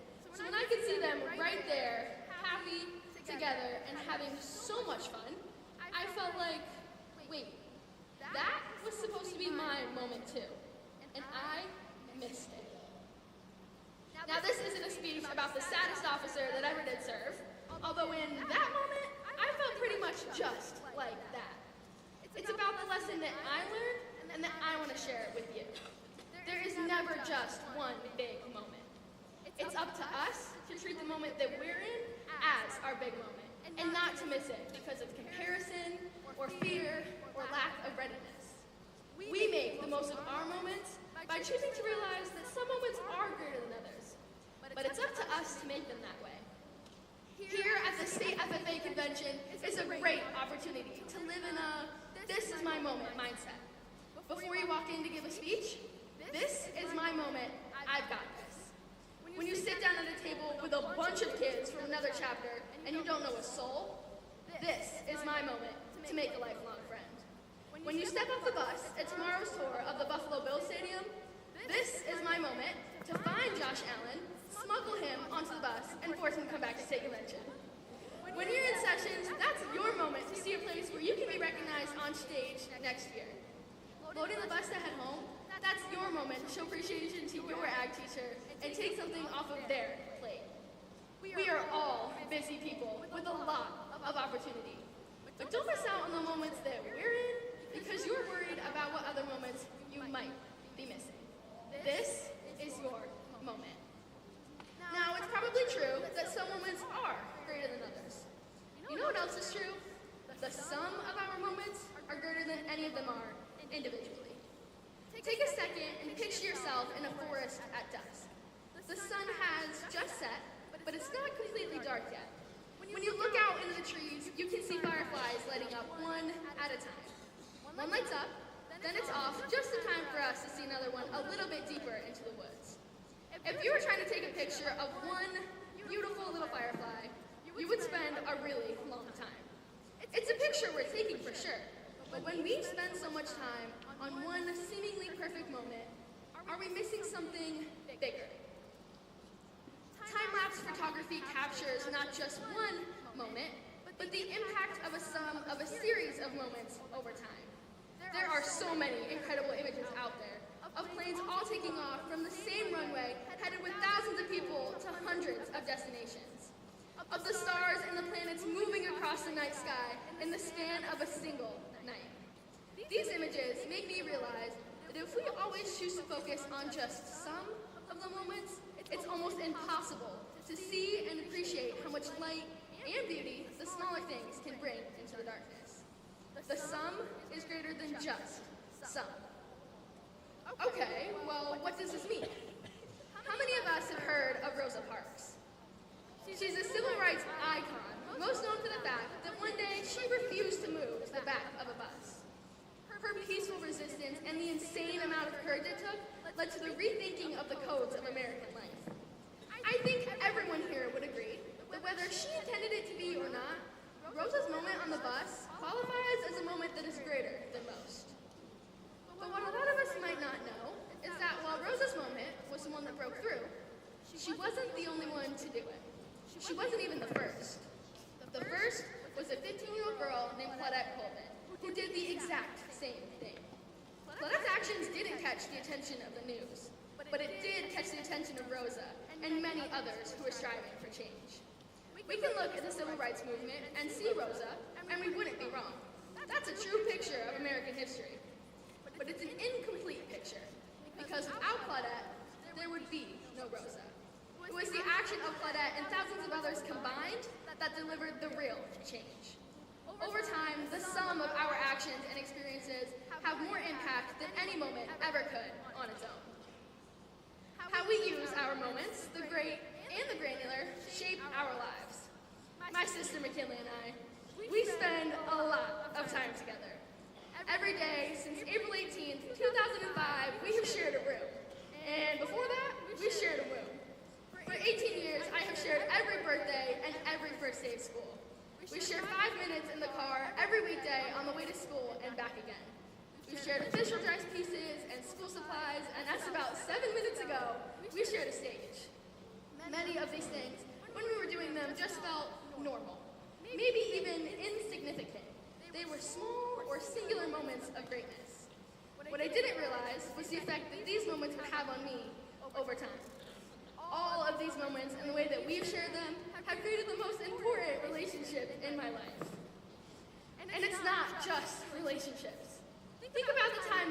spent with your chapter until now. The citrus fruit sale, the bus ride to Asugashi, or setting up tables for your chapter banquet. This isn't what changes your life. But when you add all of it up, the sum of what this organization does for us can light up our whole world. So who are you in it for the long haul with? How will your actions over time speak about the greatness of your individual moments? When we change the shutter speed on the lens of our mind, we change the photo to see the beauty of the long term. New York FFA, this is your moment. These are all of our moments. And over time, the impact we can have on the things we care about and the people we love will exceed our greatest expectations. After a year in this jacket, I am very aware of how few moments I have left inside of it. And I'm equally aware that I might not even yet understand the gift that this experience has been. Thank you for the selfies and the school lunches, for the bad directions and good dance parties. But most of all, thank you for the one thing I will never take for granted, and I hope you won't either. The precious gift of time.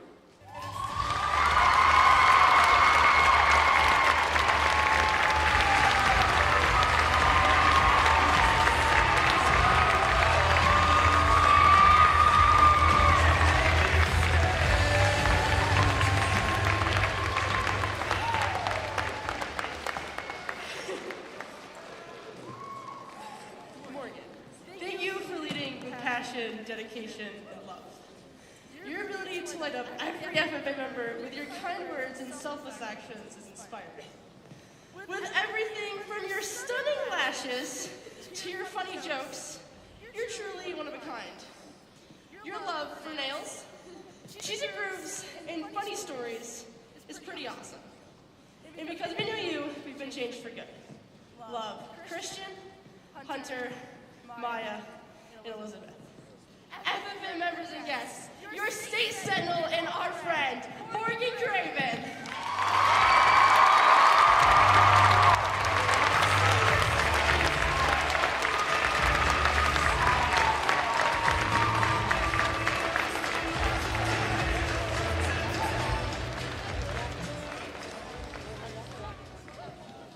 Morgan's message was such an incredible reminder of the role that time plays in our journeys.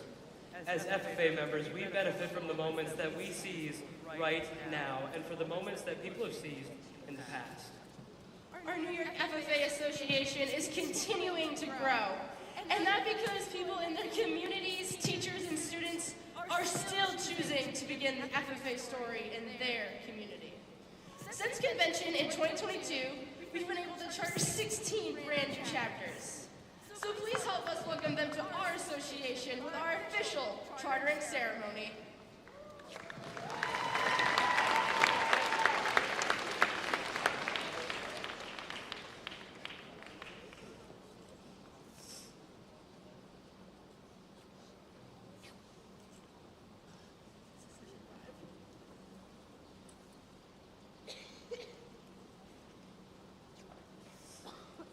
It is an honor to charter new programs in the FFA. Our state constitution and policies outline basic requirements for the establishment of a chapter. Secretary Craven, will you please read a list of chapters seeking charter today? President Lefebvre, members and guests, it is an honor to read from the following list of charter candidates. In a second.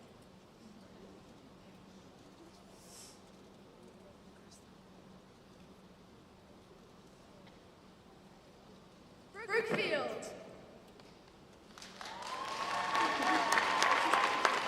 Coopers Plains. Genesee Valley. Hart. James Madison. Livingston Matter. Ulster Boces. And Waterloo. Thank you. Advisor Pulaski, have all candidates met the requirements for charter? Yes, President Lefebvre, we have evaluated each applicant and all have fully met chartering requirements.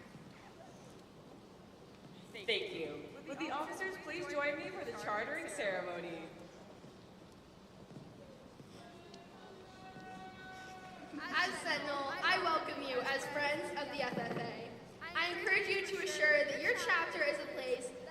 welcoming to friends and neighbors of all backgrounds.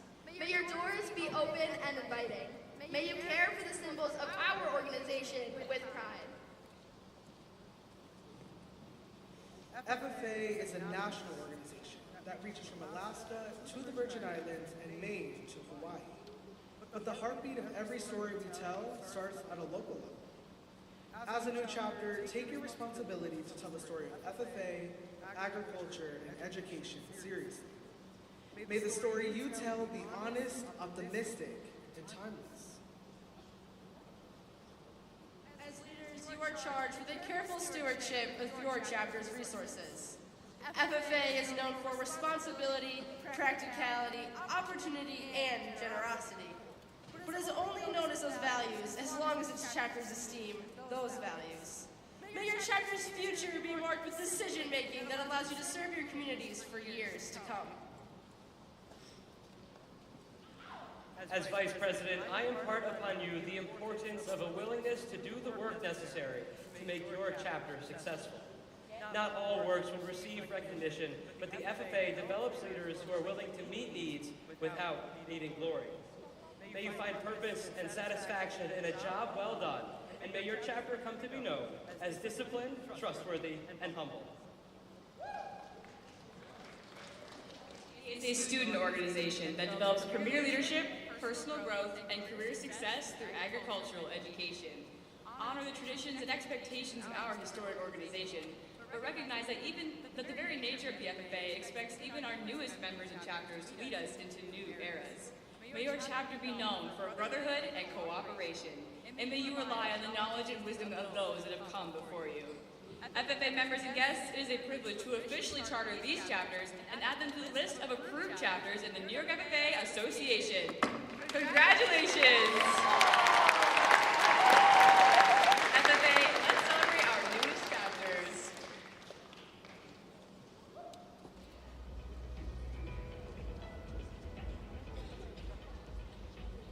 Brookfield.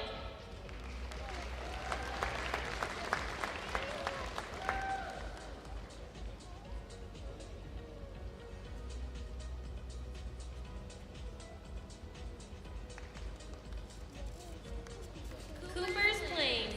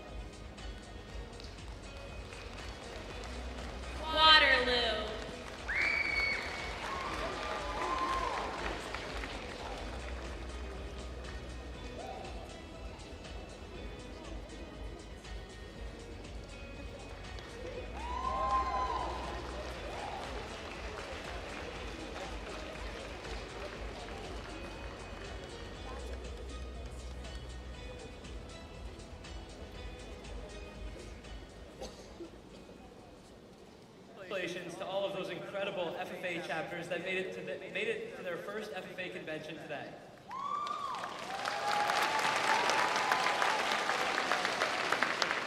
Our charter chapters have so much in store for them, but the same is true for all of us.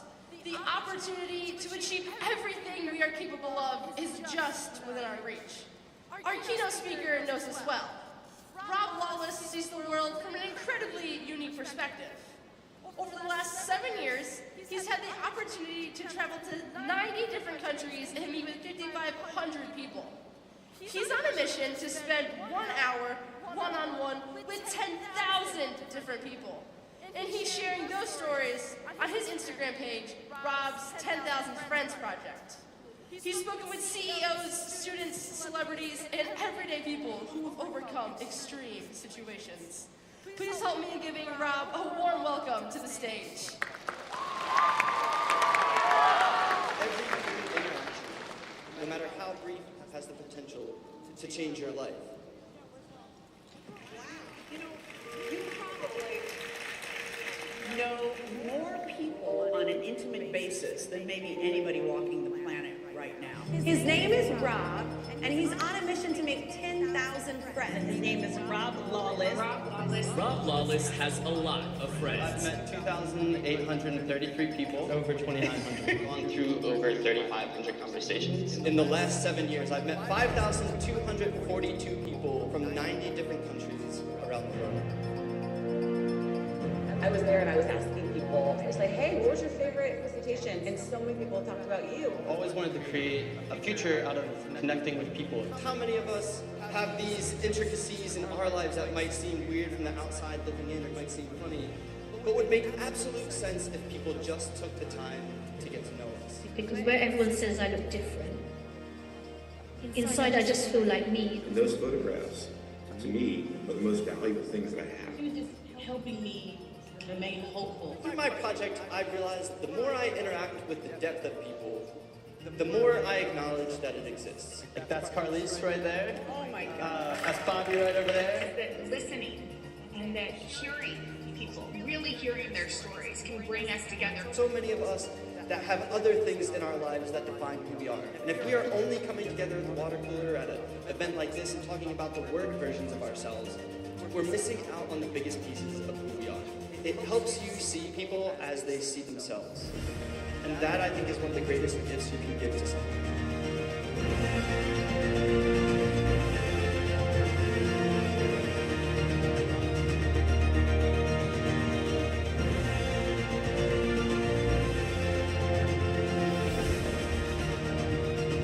The takeaway is that you have the potential to create this impact in your own circles.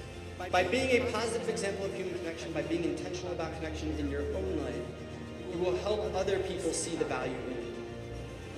That was amazing. Thank you. What's up, FFA? It's so good to be here. Real quick, I just want to start off. Can everyone stand for me for a second? Yes. Give a high five to the person on your left. High five to the person on your right. Awesome. So I'm all about human connection, and I'll get into it. You can take a seat now. And I brought some slides with me I'm going to throw up here. And I don't know if you know this. I know this. They were also considering the Buffalo Bills quarterback Josh Allen to be your speaker tonight. And fortunately or unfortunately, you ended up with me, okay? Yeah, where's my great Galpin from earlier? Yes, there we are in the back. So, but I want you to know, FFA, that as soon as my clicker works, oh, it's not working. Oh, there we are.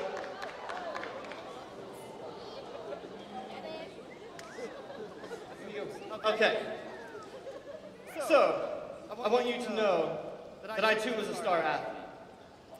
And my journey started in 6th grade. I joined the football team, the varsity football team at my school. And it was my first year, so they put me in as the backup running back, because they didn't think I was going to be good. But 3/4 of the way through the season, we had this really big game. Playoff implications on the line. Right? It's the 4th quarter. It's 4th and 3. The starting running back goes down, and the coach comes to me and he says, Rob, can you handle this? Can you go in? It's 4th and 3. We need this first down. And I said, Coach, I got you. Because we have to rise to meet the moment. We have to find that courage within ourselves in these situations, right? So I'll never forget it. I get in the game. It's like it's happening in slow motion. I get behind the quarterback. He gets down. He hikes the ball. He hands it off to me. I get the ball. I cut left. I cut right. And I immediately fumble the football, and the other team hops on it. And that was the last time they ever gave me the ball. So that is why I switched to soccer. Oh man, there we go. So that's why I switched to soccer. And I know you're looking at this picture thinking, if you're playing soccer, then why are you modeling like you're in a Vogue photo shoot? And the answer is, I don't know, okay? I asked my mom to send me some pictures of me playing soccer, and this is what she gave me. So this is a better picture of me playing soccer. That's me with my teammates. We had this cool tradition on the soccer team. It was passed down from one of the older guys to my older brother. He did it for 2 years, and then he passed it down to me, and I did it for 2 years. And this role, this tradition, had nothing to do with soccer and everything to do with the cafeteria. So the role was I would go into school 5 minutes early every single day. I would get a little push cart. I would go into the walk-in freezer. I would get 3 boxes of French fries. And I would, in those boxes, take out the 6 bags of French fries. I would stack them on the cart. I'd bring them back to the kitchen. I'd stack them under the table for the lunch ladies, so they were prepared for the day. And in exchange for my services, I got lunch for free every single day for 2 years. I was like the coolest kid in the lunchroom, and my parents loved it too. They never had to pay for lunch. So we had this tradition, and there was another role too, and there was this other guy, Max. He did that role. He wasn't on the soccer team, so I didn't know him that well. I would just see him in the mornings as I passed him. And he would always say hi to me. He'd give me a smile. He was a really nice guy. And I didn't learn more about Max's story until my senior year. My senior year, my school had a retreat called Kairos. I went to a Catholic school. And it's a 3-day retreat where you get to know your classmates better. And in that retreat, I learned more about Max's story. And it turns out, before he was born, his dad wanted nothing to do with him. And even after Max was born, his dad still wanted nothing to do with him. And he carried this weight on his shoulders throughout his childhood. He carried it into high school. And he carried it around every single day, even though he wore that smile on his face. And it struck me. It struck me because I'd never thought of the backstory of him before. So every day after that, I knew what Max's backstory was, and it made me think more about the depth of people in my life. So I carried this mindset with me as I went into college, and I went to Penn State University. Any future Penn Staters in the crowd? We are Penn State. I heard like a few. So a few. You're going to have the best 4 years of your life. Everyone else, you're also going to have the best 4 years of life, whatever you choose to do. So I went to Penn State University, and FFA, I didn't have FFA at my school, but I feel like I'm cut from the same cloth as you. I really liked being involved. So in high school, I was the president of the National Honor Society, president of the Community Service Corps. I played soccer for 4 years. I was a student council member. I played golf for 2 years, and believe it or not, I have the school record for golf at my school, so a little round of applause for me.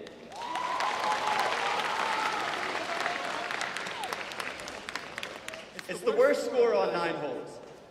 So I'm not sure if I should be proud about that. My school closed 2 years after I graduated. It's set in stone. No one's taking that away from me. But then I went to college, and I was equally as involved. I raised money for the fight against pediatric cancer. I built houses with Habitat for Humanity. I became a tour guide for prospective students. I joined a fraternity, and I was part of our homecoming efforts. And I noticed in school, it wasn't the knowledge that I was gaining from the classroom. It was the people that I was meeting that really made my experience valuable. It was all the connections that I made. And I realized that after I graduated in 2013, it felt really difficult to form these connections with people again, because beforehand you could just meet someone because you sat next to them in class, or you saw them out at a party or whatnot. It was very organic, and in the real world, it felt really difficult. So I graduated in 2013, and I went into doing consulting for this company, Deloitte, for 1 year and 3 months. And what I actually did in that time was stare at PowerPoint slides for 12 hours a day in a cubicle and make sure that the color blue was the same on every single slide. It wasn't the most fulfilling job. I did that for 1 year and 3 months, and I left and I went to a tech startup. Did that for 1 year and 9 months, and I still felt like, hey, it's really hard to create this authentic connection with people. So I figured I'll solve this in the way that any logical person would solve this issue, right? I'll go on a mission to spend an hour one-on-one with 10,000 different people. Why not? So on November 11th of 2015, I met a total stranger. In Philadelphia, we got lunch together, I took a picture with him, I posted it to Instagram, and I went on with my way. Over the next 8 months, I met about 100 more people through my project, and at the end of that 8 months, the tech startup that I worked for was bought out.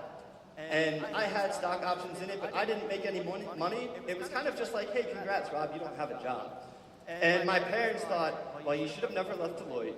That was a mistake. That was a secure job. They were going to pay for you to get your MBA. It's time to go back to consulting. You screwed up. You set yourself back. And I said, thank you. I see you. I hear you. I appreciate your input. I'm going to dive into this project full time. So that's what I did in July of 2016. I jumped into meeting people full time. I was meeting 5 new strangers a day at that time. I finished out my lease in Philadelphia, which was 11 more months. And then I had a friend who hosted me in Los Angeles. He said, Rob, why don't you come out here and live across the street from the beach? And I said, that doesn't sound like a bad idea. So I went to LA. I lived there for a year and a half over 3 separate periods of time. I lived in Hoboken, New Jersey for 9 months. I drove across the United States 6 different times, 5 of them by myself. I met people in over 20 different cities in the US. And then, I met 3,259 people in person. And then this thing happened in March of 2020. Maybe you heard of it, right? This thing called COVID. So let me tell you, guy meeting 10,000 people, pre-COVID, really cool headline. Like, people think that's cool.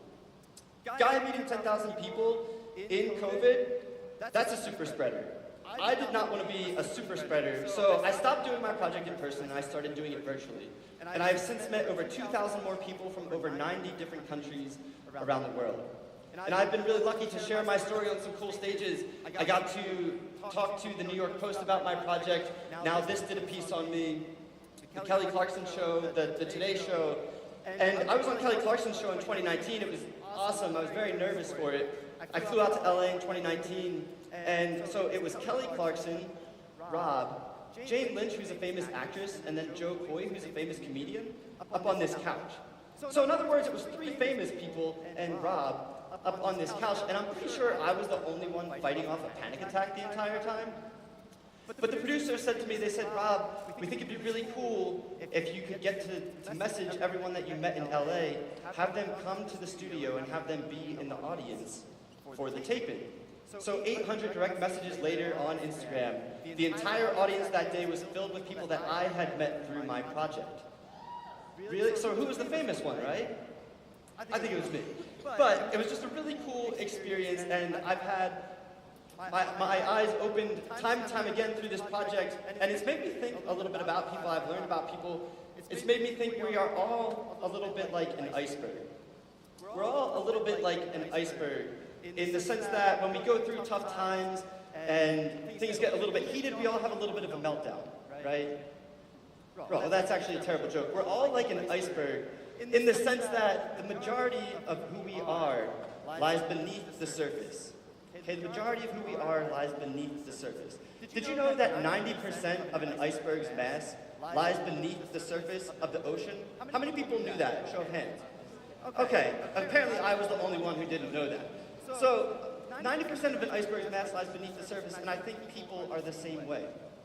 I think people, all of the experiences that we've been through in our lives, much like my friend Max, they all lie beneath the surface, and we tend to only interact with the surface level of each other. So, real quick, just to prove this point, I want you to think about your favorite show from your childhood. Your favorite show from when you were like 5 or 6 years old. Just think about it, remember the characters, and I'm going to give you 10 seconds, and I hope that you'll come right back to me. I'm going to give you 10 seconds. I want you to share your favorite show with the person next to you. So I'll give you 10 seconds, and I'll come bring you right back.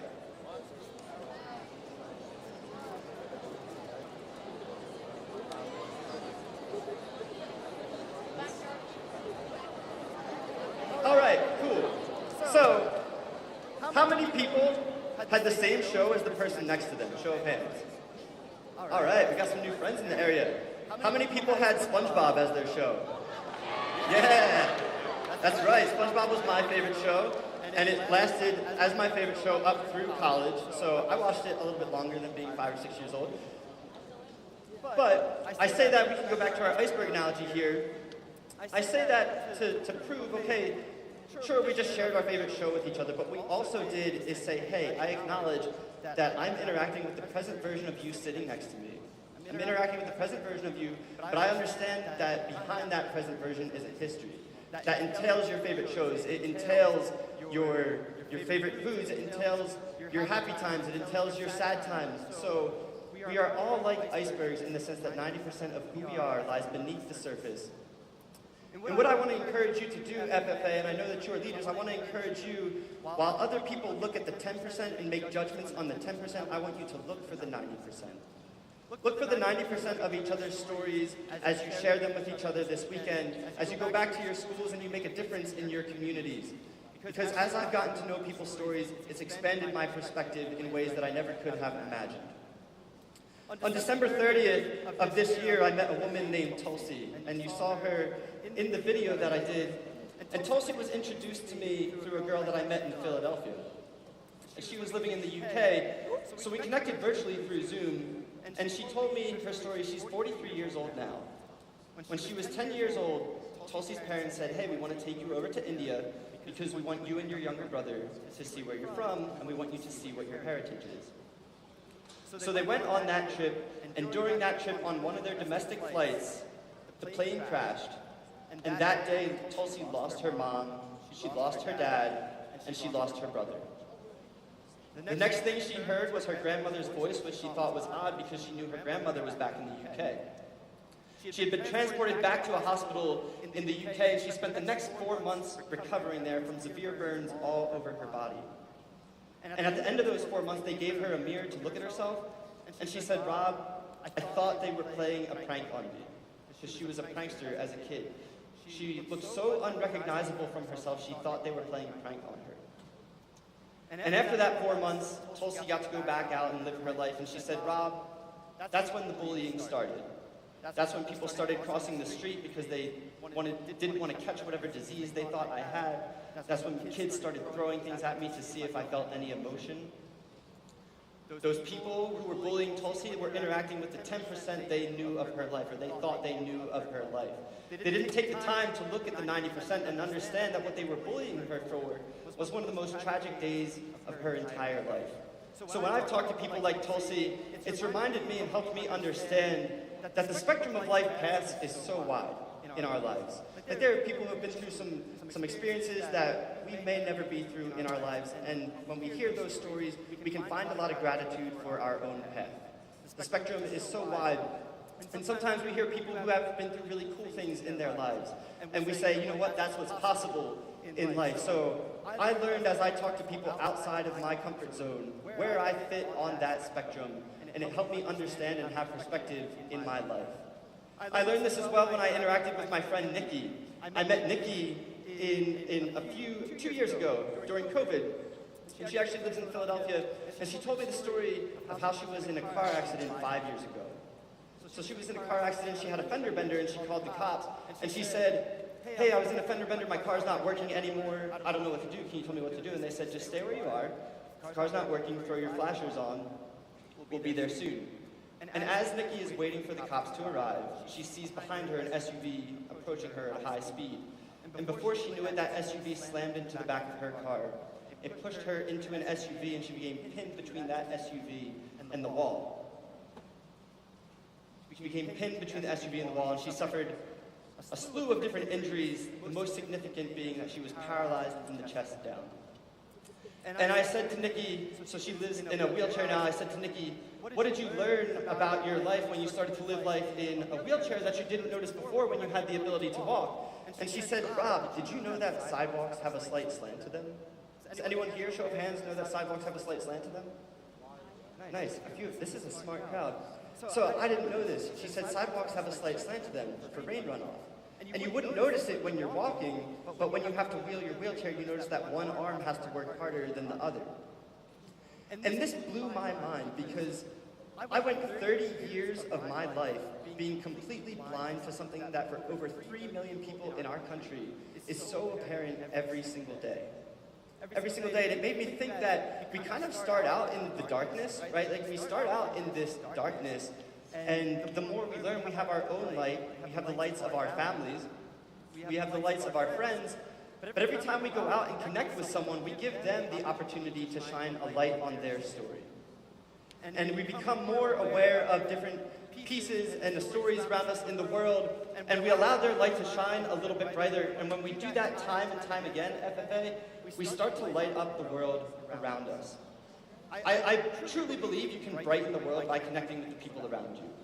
Because as I did this through my project, as I connected with people, it was like, boom, a light turned on in Latvia when I talked to someone there. A light turned on in Brazil when I talked to someone there. A light turned on in Romania. A light turned on in Mauritius. Guys, I didn't know that Mauritius was a country before I started my project. Did anyone here know that? All right, I feel like I'm the dumbest speaker to ever come speak to you as I talk to you. But, so it was like these lights went on all over the place, and you know, they shone light on people's stories, and they also shone light on opportunities. It made the world feel a lot more like a home, because when you light up the world around you, you start to recognize the people. How many people here have met someone new today that they did not know before they came here? Nice. And how many of you ran into that person after the first time that you met them and you said hi to them? Right? Because you had that awareness of their story. So when we connect with people, when we look for that 90% and really get to know it, we turn on these lights and we allow them to shine brighter. And for me, this actually resulted in a really cool opportunity. I met my friend Dave a year ago through my project, and I met him at an event in Philly, and he and we got lunch together in Philadelphia, in Chinatown, where I lived at the time. And we went our separate ways, and a few months later, I was looking for a new apartment. I was finishing my lease in Philadelphia. I was on a 9-month sublet. And I needed a new apartment, so I put out on Instagram, hey, does anyone know of a lease or a realtor that I could get in touch with? I need a place to stay. Dave replies to my story, and he says, Rob, email this woman. Tell her your referral from my girlfriend, Rebecca. There's a unit opening up in my girlfriend's building. So I send this woman an email thinking that she's a realtor. I'm like, hey, here's my budget. Here's what I'm looking for in unit AC, etc. And I didn't know that she was just the owner of that unit. So I go to the unit, I meet this woman, and she says, hey, Rob, I hear you're a friend of Dave's. Here's the unit. Do you want it? And I said, sure. So it was the easiest real estate transaction I've ever had in my life. And funny enough, Dave moved in with his girlfriend a week after I moved in. I moved there in October. He moved in a week later, and now he is my next door neighbor, which is really cool. Like, I hear him when he's taking his dog out in the morning. I see him and his girlfriend when they're coming home from dinner, and it's nice because you can see he's got tattoos. He's kind of like a rough dude. He's told me stories about how he used to be in fights when he was a kid and as a teenager. So he's a tough guy. He had his jaw split open at one point. But he'll also text me sometimes and be like, hey man, are you home? Do you want a piece of tiramisu birthday cake? And I'm like, yeah, Dave, that's awesome. Bring it on over. So he'll bring it over, and there have been times where he messaged me and said he made too much food in the crock pot. He's brought it over in the Tupperware container. Don't worry, I paid him back. Last week I gave him a couple of cannolis for him and his girlfriend that I had gotten. So we have this great relationship now, and he's not just a stranger that I've met through my project. He's now a friend that exists in my life. So I've had all these individual learning lessons from meeting people through my project, but sometimes people ask me, they say, Rob, what have you learned as a whole? Like, you've met over 5,600 people now. My total to date is 5,636 people. We've met over 5,600 people. What have you learned about people as a whole? And I want to share this secret with you, FFA, this secret that I will tell you, no one really knows what they're doing with their lives. Everyone is just doing the best they can with the resources that they have. And FFA, I know I just told that to you, the students, but what you did not see is your advisors go, whoo, all right, good, I'm okay.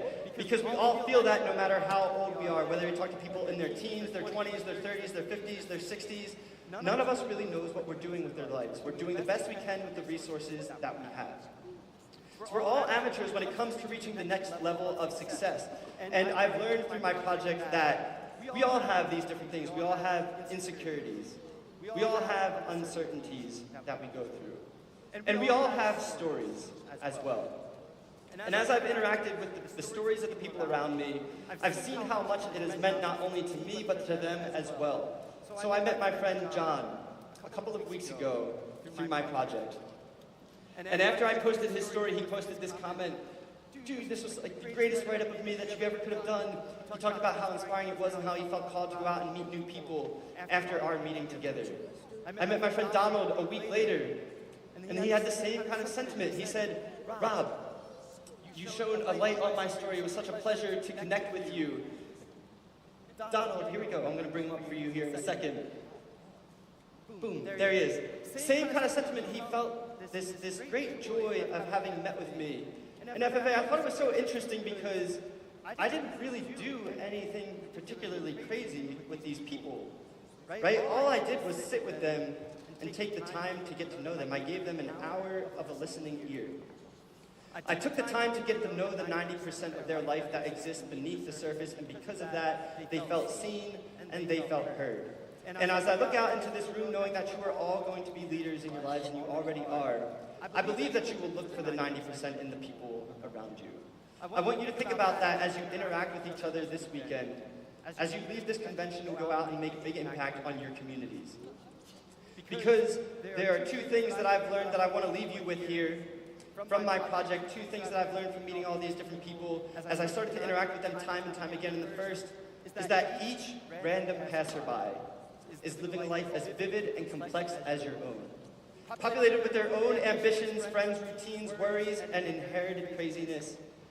And FFA, the last thing here, the last thing that I'll share with you that I've learned is there are no strangers here, only friends you haven't met yet. Look for that 90% in each other and turn those strangers into friends. Thank you.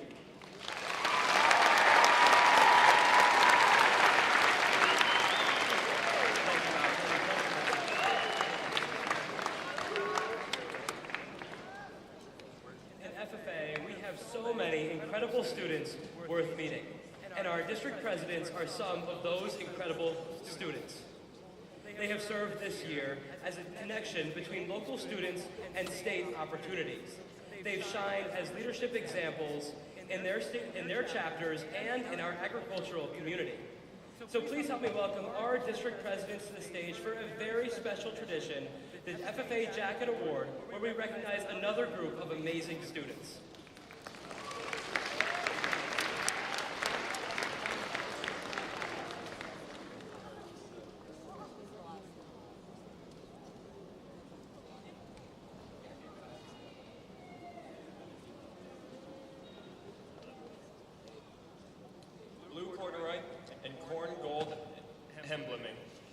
These jackets will get you widely recognized as an agricultural advocate. These symbols of agriculture open the door to plentiful opportunities and interactions alike. I've had the privilege of witnessing these interactions firsthand.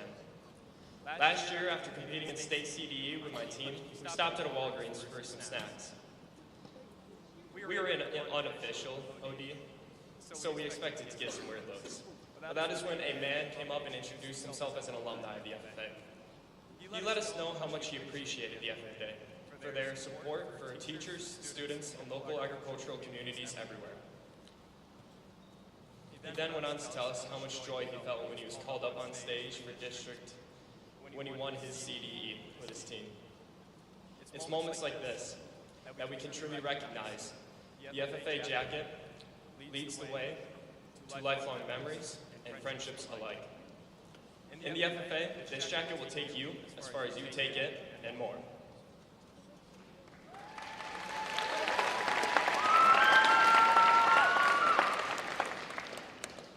I was 13 in 7th grade and at my chapter banquet in June. This had been a big year for me. I competed in an LDE for the first time, winning districts and moving on to sub-states. I became a young leader in my chapter's Maple program, leading elementary tours and working at every chapter event. So, when my name was called to come to the front of the room at banquet, the sight of a blue corduroy jacket with my name embroidered across the front filled me with a sense of joy that I cannot explain. Along with my jacket, I received my discovery degree. This was the first pin I wore on my jacket. As the years passed, the pins began to add up. Honors, awards, degrees, and officer pins. They began to serve as a documentation of my time in FFA, from where I had started and how far I had come. Last year, I received my Empire degree. And as I removed the pins of my other degrees off of my jacket, I reflected on the little 7th grader who received her first jacket and her first pin. She had worked hard for this, and now she felt that she was part of a family. I belonged to this organization, and I belonged to these people who all had at least one thing in common. We loved agriculture.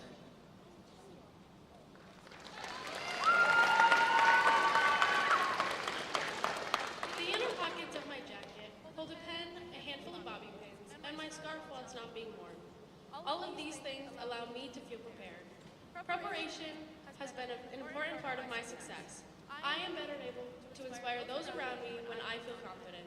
You have all prepared for this moment, the moment when you zip up your jacket for the very first time. And I hope that by wearing this jacket, you feel prepared for the success that awaits.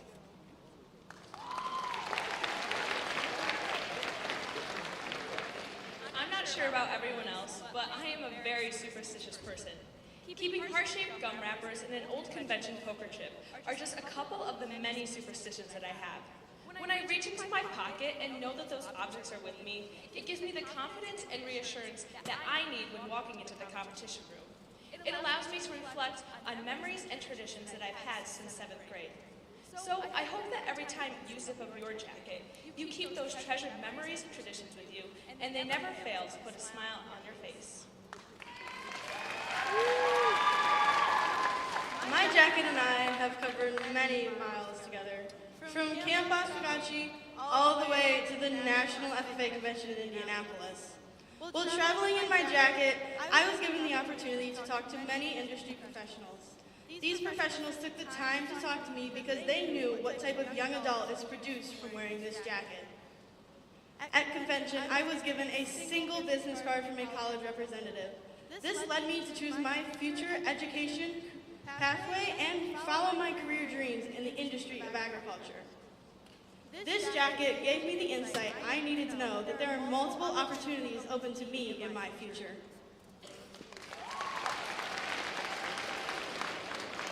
The words to York on the back of your jacket signify that you are part of an association larger than yourself. You have a belonging in York FFA. The name of your chapter beneath the emblem signifies that you have a home chapter who is proud of everything you've accomplished in and outside of the association. No matter where you come from, what you look like, or how you see FFA, you belong in this association just as much as everyone else. You are a part of our Blue Jacket family. You are a part of New York FFA.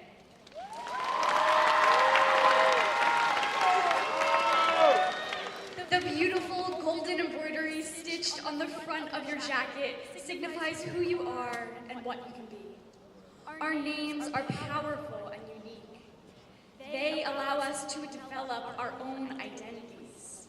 Our identities consist of our memories, our experiences, our values, and our relationships. In these blue jackets, I challenge each and every one of you to develop new relationships, expand your values, and create memories. Remember that your names are something that you carry with you throughout your lives. Embrace that and grow in these blue jackets.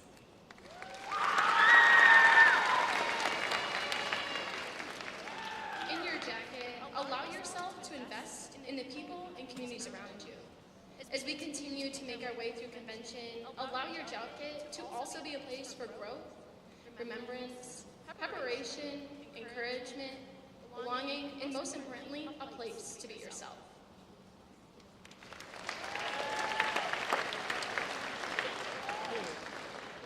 Fellow FFA members and guests, our jacket award recipients were chosen as a representation of our best our organization has to offer.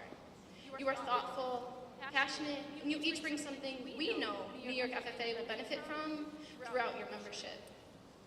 We hope that your jacket will bring you places where you can fill the pockets with the memories we have experienced and play a part in the transformation you'll experience as you venture into the future. New York FFA, please help me in welcoming our 2023 Jacket Award recipients.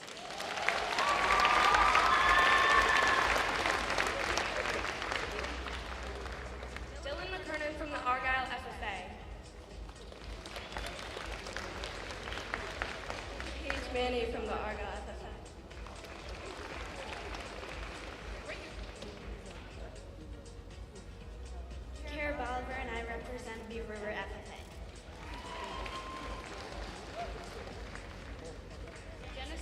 from the Burn Knox West Willow Junior FFA.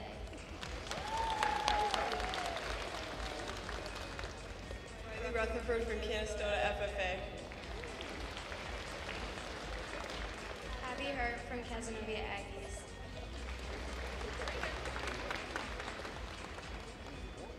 I'm Olivia Garn. I support Shine Against Chapter, baby.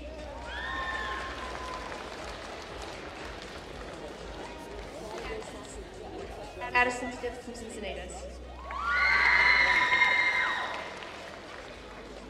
Ben Walrath, Cobblestone, New York. Kate Mazzarello, Cobblestone, Richmondville FFA. Haley Way from Fabius Pompey FFA. Liana Vasquez from Fabius Pompey FFA. Caitlin Miller from the Greenville FFA. Elijah Brum from Groton.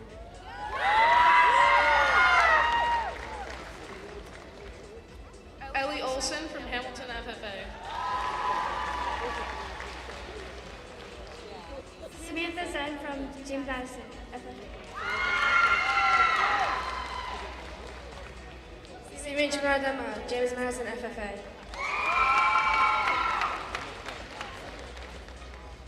Ashton Wilcox from Upshur Central FFA.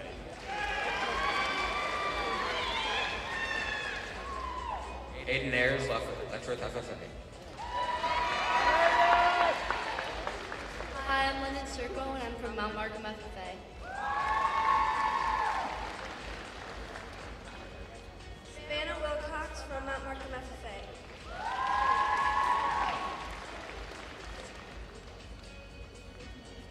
Abigail Root from Owego FFA.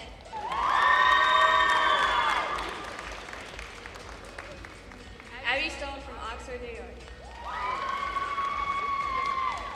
Avery True from the Perry FFA.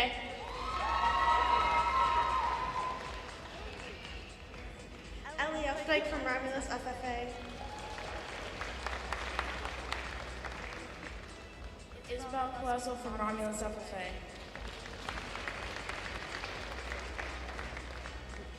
Miley Duello from Romulus FFA. I'm Joshua Kennedy from the Royalton Heartland FFA.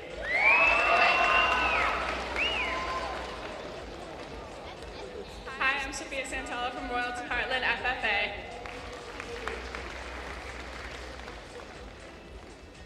Sophia and Sonia from Sharon Springs FFA.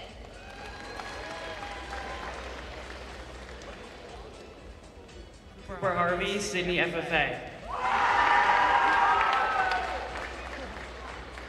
Natalie Billhart from South Louis FFA. Ellie Miller from Southern Cuba FFA. Emily Poley with Tri-Valley FFA. Nick Foley filling for Nick Bender, Tri-Valley FFA. Sophia Andrews, Charlie FFA.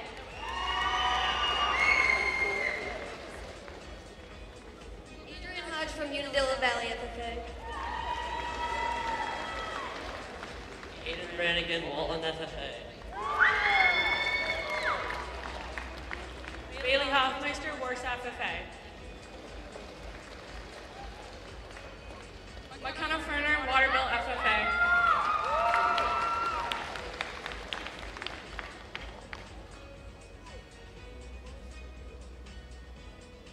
I am Molly Hannon, Jade Rounds, Kylie Christian, and we're the Chapter Jacket Award recipients from Genesee Valley.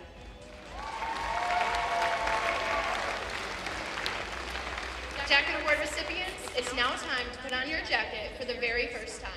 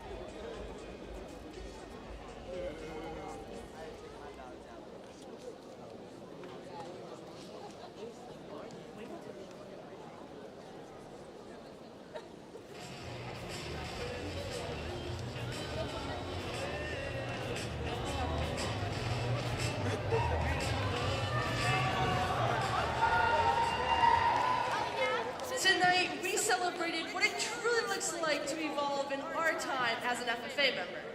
During this session, we heard Morgan's incredible retiring address, heard some amazing FFA talent, just gave some amazing members their brand new jackets, and so much more. Convention is already showing us we have so much to be proud of, and there's so much more to come. Tomorrow morning, we'll kick off bright and early with career development events, workshops, tours, and delegate work. Please remember that your actions within and beyond the Convention Center reflect upon your communities and the FFA. FFA makes a positive difference in the lives of students, and it's our choice to take hold of that transformation. We experience catalysts for change in our environment and in relationships where we no longer feel comfortable staying the same as we are. We shouldn't disdain change, but instead embrace the potential that it holds. We can and should outgrow our current capacity for kindness, for performance, for innovation, and for leadership. We should choose to develop our agricultural communities and our communities in general. New York FFA, it's time to evolve, to grow intentionally. The future will thank us.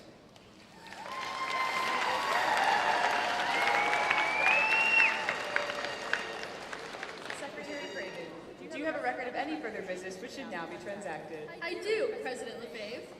Be sure to bring your convention name badges every day. Your meals and convention access are on that name badge. Watch for CDE results on the Google spreadsheet on our website. Be sure to find reserved seating ahead of time and come prepared to be celebrated on stage. As we leave, be sure to pick up and throw out any trash that you pass to respect our host. Chapters that order t-shirts should pick them up downstairs on the way out. Thank you. Does any member know of any new or unfinished business which should properly come before this session? We are about to adjourn this, the first general session of the 98th New York FFA State Convention. As we mingle with others, let us be diligent in labor, just in our dealings, courteous to everyone, and above all, honest and fair in the game of life. Fellow members and guests, please join me in a salute to our flag. I pledge allegiance to the flag of the United States of America and to the republic for which it stands, one nation, under God, indivisible, with liberty and justice for all. I now declare this session adjourned.